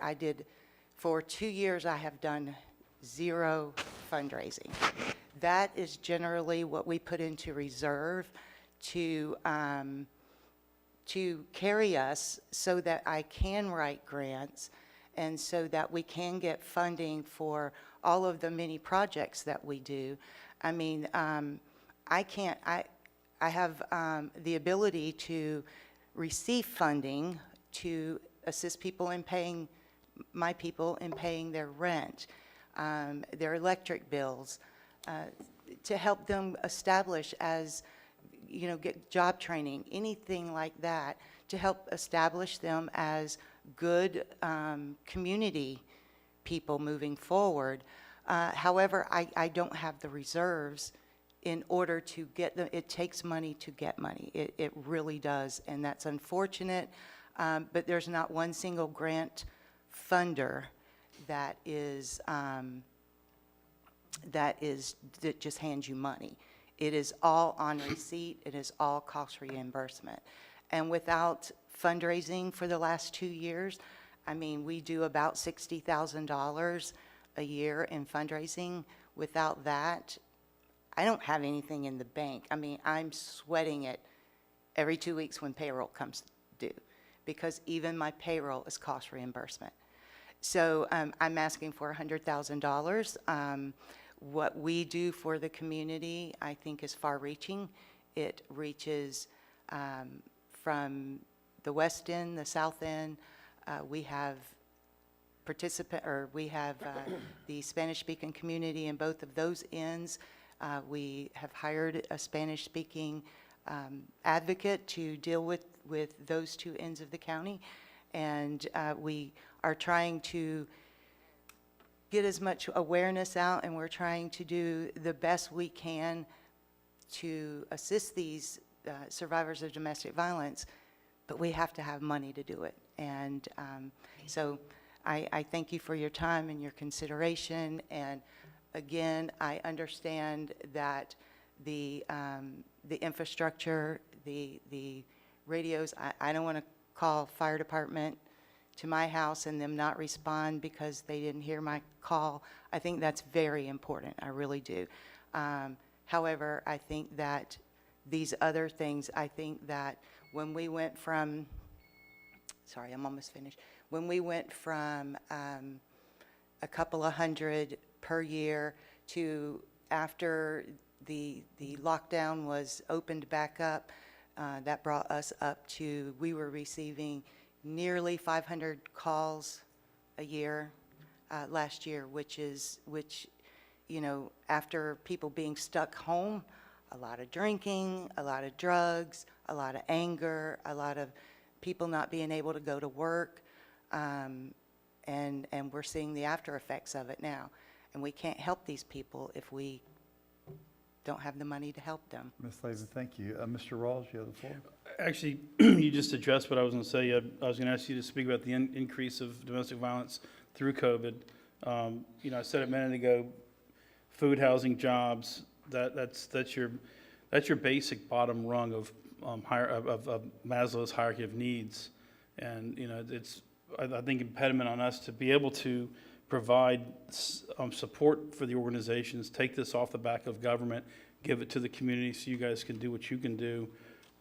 I know your organization personally very well, and do you guys have any structural issues or any physical issues in your building that need to be addressed? We do. Am I leading the witness? We do. We have what we call the back house. It is a garage that was converted. We use that for families, large families, and we use it for families with children because I don't know about y'all, but these kids grow big these days. My son is 6'8" and about 300 pounds. So so some of these kids that are 15 years old and they depend on their parent, their mother, they look like men, which is very intimidating to the women in the house. So we use the back house to house those with teenage young men that are perfectly innocent little boys, but they look like scary men, especially to a woman who has just been battered. Our back house has some mildew in it, simply because there is a leak under one of the bathrooms that we cannot afford to fix. We would love to open that back up because right now, if we have that situation, we have to send them out of county. We have to send them to a sister facility that accepts children of that age. That's unacceptable because what that tends to do is that tends to make a woman not want to leave the abusive situation, because she does not want to go out of town. She does not want to take her children out of town, and often she can't take the children out because of a DCF involvement or an impending court case. So they are stuck here in an abusive relationship because they have nowhere to go. That's unacceptable. Everybody should be able to live in a safe environment. So I would love to be able to bring someone in to fix the back house and then have it cleaned and get those repairs made and bring people back in. We're fortunate in that we do have like metal beds and things back there, so a good cleaning once the problem is fixed is all it would take. However, again, that requires money, which we do not have. Would And SHIP money qualify for that, or is it because it's a commercial nature, SHIP funding wouldn't work?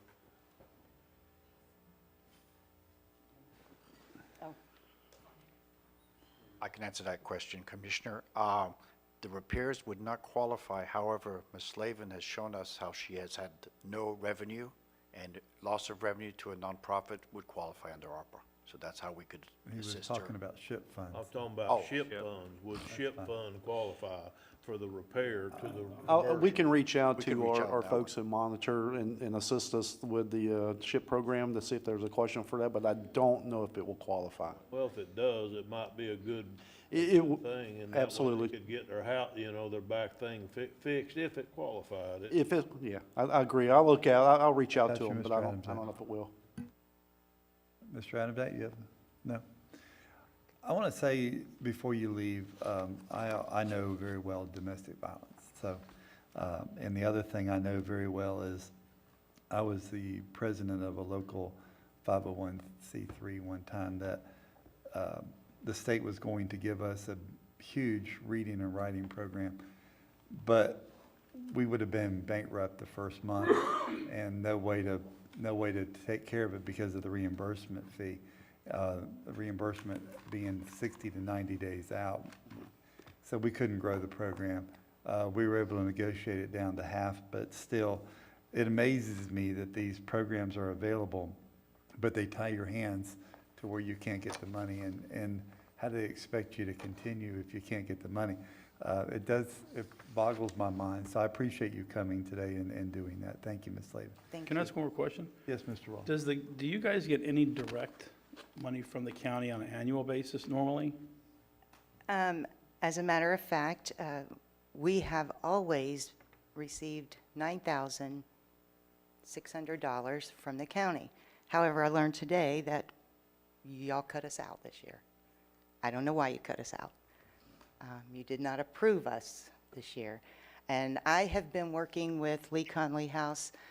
I started in 2004, left in 2008, went to the state, and then came back in 2017, and we have always received $9,000. The city gives us nothing. They say that they cannot afford it, although I've met with the mayor several times. It's the standard answer. However, I don't know why this year we didn't get I invoiced, and then I was told today that we were not funded. So if So- anybody could look into that. That's 9,600 since 2004. It's not been increased over time? No. See, that's problematic in my estimation, that, this is a service that we benefit from as a community. It's nothing that I want to deal with personally as a commissioner or as a citizen. I don't have that talent in my wheelhouse. But I do think that we should be supporting this type of organization, especially because of what they provide and the fact that it meets our goals and objectives, and it meets our requirements under state statute. Thank you, Mr. Ross. Thank you, Ms. Slavin, for coming. Anybody else want to speak on ARPA fund? Yes, sir. Please come up and state your name, address for the record. Yes, the name is John Jackson, 129 High Ridge Road, Satsuma. I'm not very good with my public speaking. That's so okay. We forgive work me on for that. you. Not a big eloquent speaker. But I'm with River Park Utilities down in the south west side of Putnam County. Came on board there back in the late part of 2019, and one of the things I recognized that they had a problem with trihalomethanes. So they had another company that was operating on their behalf, and after a year and a half, we took over after I got my license in the water side, and the problem is one that has grown to the point where we're now with a non-consent. We are a 501(c) as well, but we've got a consent order with the state. For violations, you're allowed 80 parts per million. We are at 153. This is not a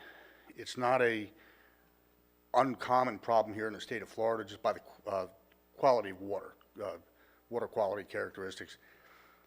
What a trihalomethane is a disinfection byproduct.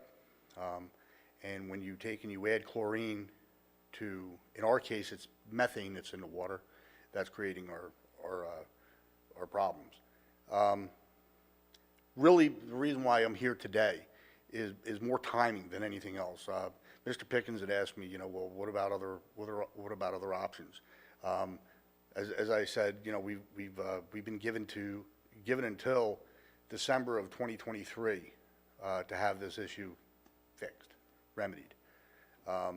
So it's all about timing. Is really where we're at.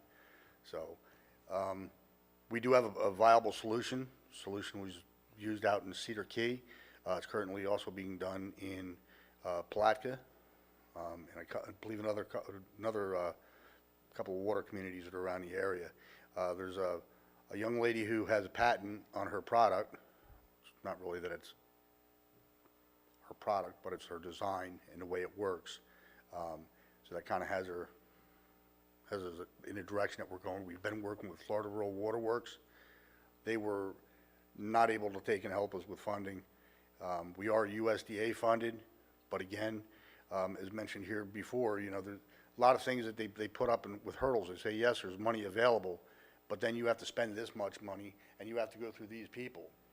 I can tell you from I've been in the water and wastewater industry for many years. I did shopping malls, mega shopping malls, for about 13 years total. What has been required in the past is, using engineering firms. Those engineering firms that they used raped the community. They had them overbuild things that they didn't need, costing them a whole lot more money than they should have spent. And then they were supposed to provide oversight. They never did it. Or if they did, they turned a blind eye when they looked. Mr. Jackson, I have a couple of questions for you. Where's your water plant located at, and how many customers do you serve? We currently serve 416. As you guys are aware, we were talking about the public use here of land, land use. Down south of us, we have a community that was built, I guess, back in 2000, and it sat idle. I guess maybe the people had gone bankrupt, but that was tied to us. That's 275 additional dwellings that could be built. Okay, but where's your plant located? East River Park. The plant itself is 131 Iowa Street is the water plant. 106 Glen Street is our waste plant. I got it now. Thank you. Mr. Walsh, you had a question? Yes, your issue is you're using chlorine, you're saying, Yes. as your sanitizer. Have you guys considered putting in ozonation or ultraviolet? Well, ozone, UV, chlorine dioxide, there's lots of different ways of doing disinfection. The problem that you run into with those is that your ability to get a result, like if by using chlorine, you could take and go out and immediately sample, and boom, you've got a result that quick. You know that you are disinfecting your water. With ozonation, you do not have that, okay?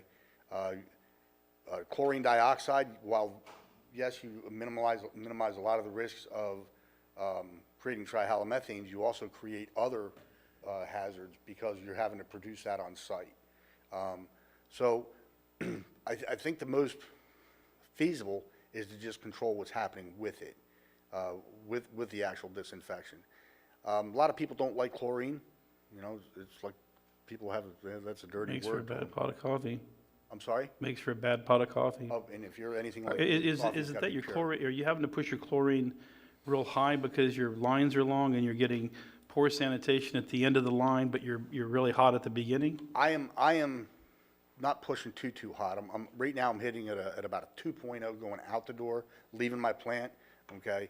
But at the very end, I'm at a 0.2. Oh, wow. So So that's part of your problem. I am right at the limit. Yeah. And see, I'm running it that way because that's legal, okay? You must have at least a 0.2. Is that a well issue or is your water pipes that old? I think well, I don't think it's all that, the pipes are that old. I've operated systems that were developed back in the early 1900s and you don't have these problems. Okay, I really Mr. think it's Jackson, more of a Mr. Rawls, quality. why don't y'all get together after this meeting? Sure. Have the Oh, technical yeah, questions. what's the ask? Okay, What is the ask? yes. 400,000. Okay, thank you, Mr. Jackson. Oh, you want us to fund, okay.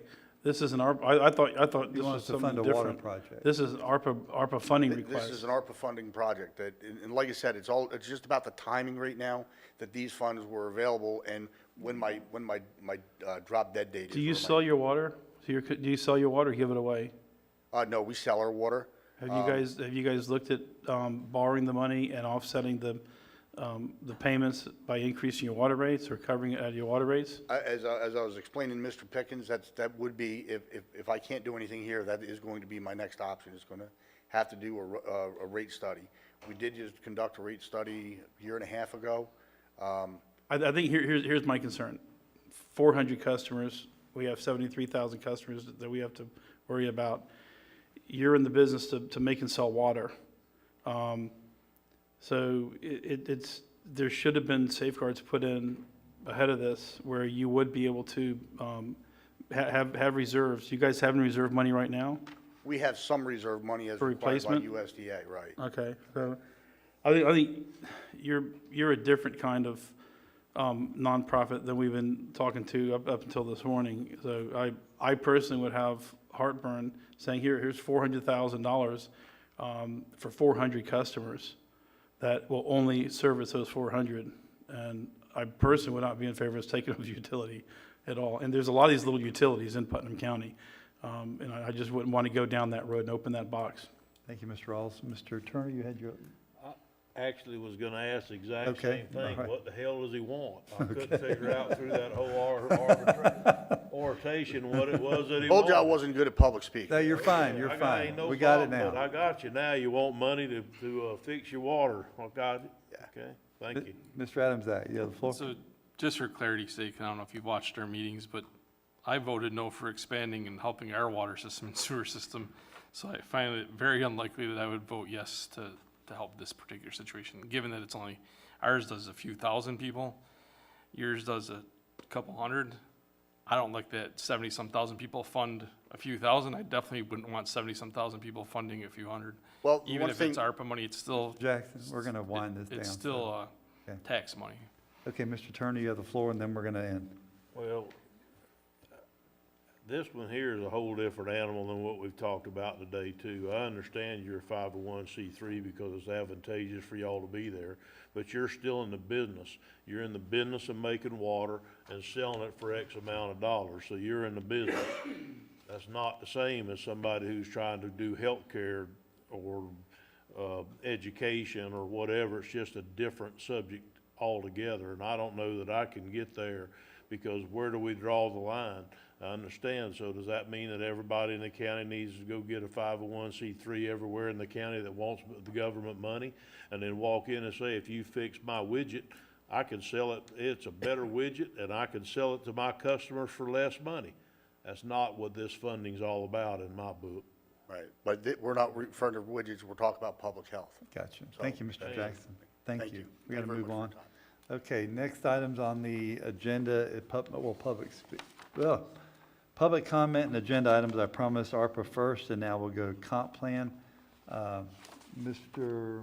Woodward, you filled out a blue card, so please come up and have your moment. Thank you for being patient and sitting there.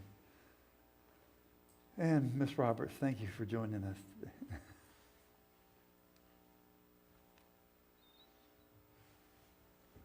Can you make comments in 3 minutes, Michael?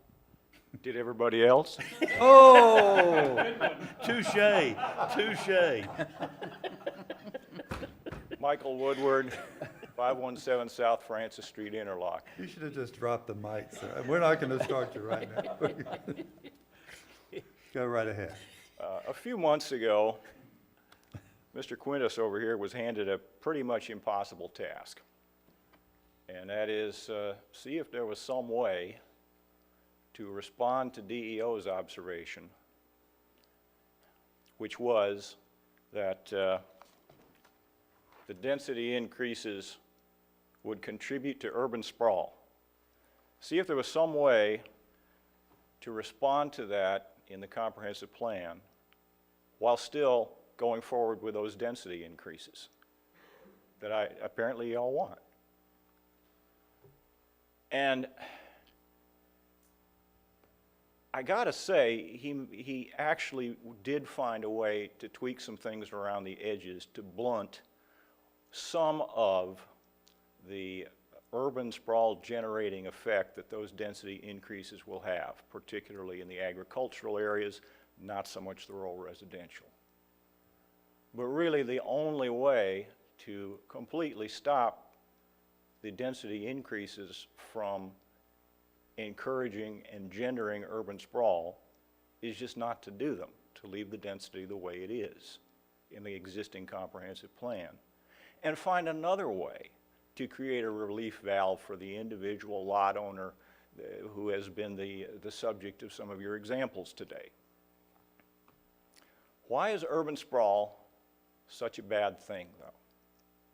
Why is it such a bad thing that state statute says your comprehensive plan, everybody's comprehensive plan, has to discourage it, must discourage urban sprawl, not encourage it or facilitate it?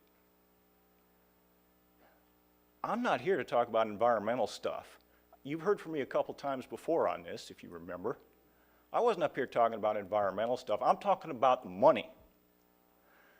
One of the reasons that, probably the main reason that urban sprawl is such a bad thing, that it has found its way into the bad column of the Florida statutes, is that it is so darned expensive for the taxpayers. It costs so much more money to provide services to residential development, whether it's one at a time or 100 at a time. It costs so much more to provide services to them when they are scattered out in rural agricultural areas. It costs so much more than what it does when they're built closer in a municipality, in an urban service area, where the services can be provided in a cost-effective manner. The deficit is made up by the rest of the tax base. So what we are talking about here is creating a situation where in the future, these increased densities will, over time, not all at once, not this year, maybe not 10 years from now, but over time, result in more and more residential development being put out in scattered rural areas at a cost to provide services that will far exceed what they will pay in taxes. And the burden of that will fall on the rest of the taxpayers. And either everybody's taxes will go up or everybody's level of service will go down. So that is what is wrong with urban sprawl. You can say it won't happen here. All I can say is it's happened everywhere else. I will say it won't happen right away, but we're talking about the potential of putting a financial hardship, a burden on the taxpayers who are maybe not us, but our children, our grandchildren, or our great-grandchildren. Because once the urban sprawl has taken place, once the density has been increased and people have taken advantage of it, either one by one or hundreds at a time, that doesn't ever go away. That drain on the tax base goes on forever. Thank you, Mr. Brewer. Mr. Rawls? Do you have, Gabriel, do you know how many Ag 2 acres we have currently? designated Ag 2? That may have been in DEO's letter. If you'll give me just a moment, I'll take a look. While he's looking that up, I agree with you, but here's why I disagree with you. Having been one of those people that provided that level of service throughout the county when I worked here, we already have it. So it doesn't matter where you go in Putnam County, you already have the need in the urban areas. And you're not going to make that go away because the residents are already there, the businesses are already there. But at the same time, I think if we're only talking about the Ag 2 designation, and I haven't had it quantified yet. I was actually meant to send Mr. Quintus an email last week and forgot to do it. So live and in person, what you got? So DEO only gave us a percentage of the total, both Ag 1 and Ag 2, and that's 60% or 59.03%. That's combined? Correct. Is the majority of that 1 or 2, do you know off the top of your head? I don't, but I think it's pretty evenly split between the two. So I think that's a number we should come up with and then take a look what the total impact would be. I'm for a fair tax. So, I would be willing to say we'll have no growth whatsoever as long as everybody pays their fair share, equal and undiminished. So it doesn't matter what your house is worth, you pay for police, fire, rescue, trash collection, and then we'll figure out roads later. But that's not what we have right now in Florida. So we do need to have some growth. And then like Commissioner Turner talks about, it's distasteful when somebody's got a large tract of land and they want to build a second home for their family out there, but they can't. I went through this with my mother-in-law where we wanted to build our house on our property. We couldn't do it. So we had to build a larger house so everybody could live under the same roof. So I think there's pluses and minuses. Getting wrapped up around just the urban sprawl issue is one small portion of it. When you look at total services and what's provided, we don't have a lot of ambulances right now. We don't have a lot of sheriff's deputies right now. I personally feel like our level of service is not where I would like it to be. I think it's inadequate by my standards, but that's a conversation for a later date. So I think we do need to take a look at eliminating the Ag 2. I think that the impact is not going to be anywhere near as severe, but I think we should get it quantified so as we're talking to the public on this. I personally am not in favor of this comp plan, as you heard me say earlier, for all the right reasons, but that's a whole different conversation as well. So I don't know that getting rid of the Ag 2 exemption is a bad thing for Putnam County. I really think that it's something we should take a look at doing. Thank you. And I want to make a comment too, and I don't want to, the people that complain or contacting me, they're not living in that part of the land either. They're living in lots, smaller acreage. And you know what? I really feel like it's time for Putnam County to grow. We have 4 lanes going all the way through, with the exception of 17 going south. And I will tell you, you go to other neighboring counties and you see where these people are building and their tax base is building, and we're ready to do that. We're not going to overbuild, but I don't believe we're going to see urban sprawl like it is. Thank you very much for your attention today. And if there's anybody else that'd like to speak in the public, this meeting is adjourned. Thank you.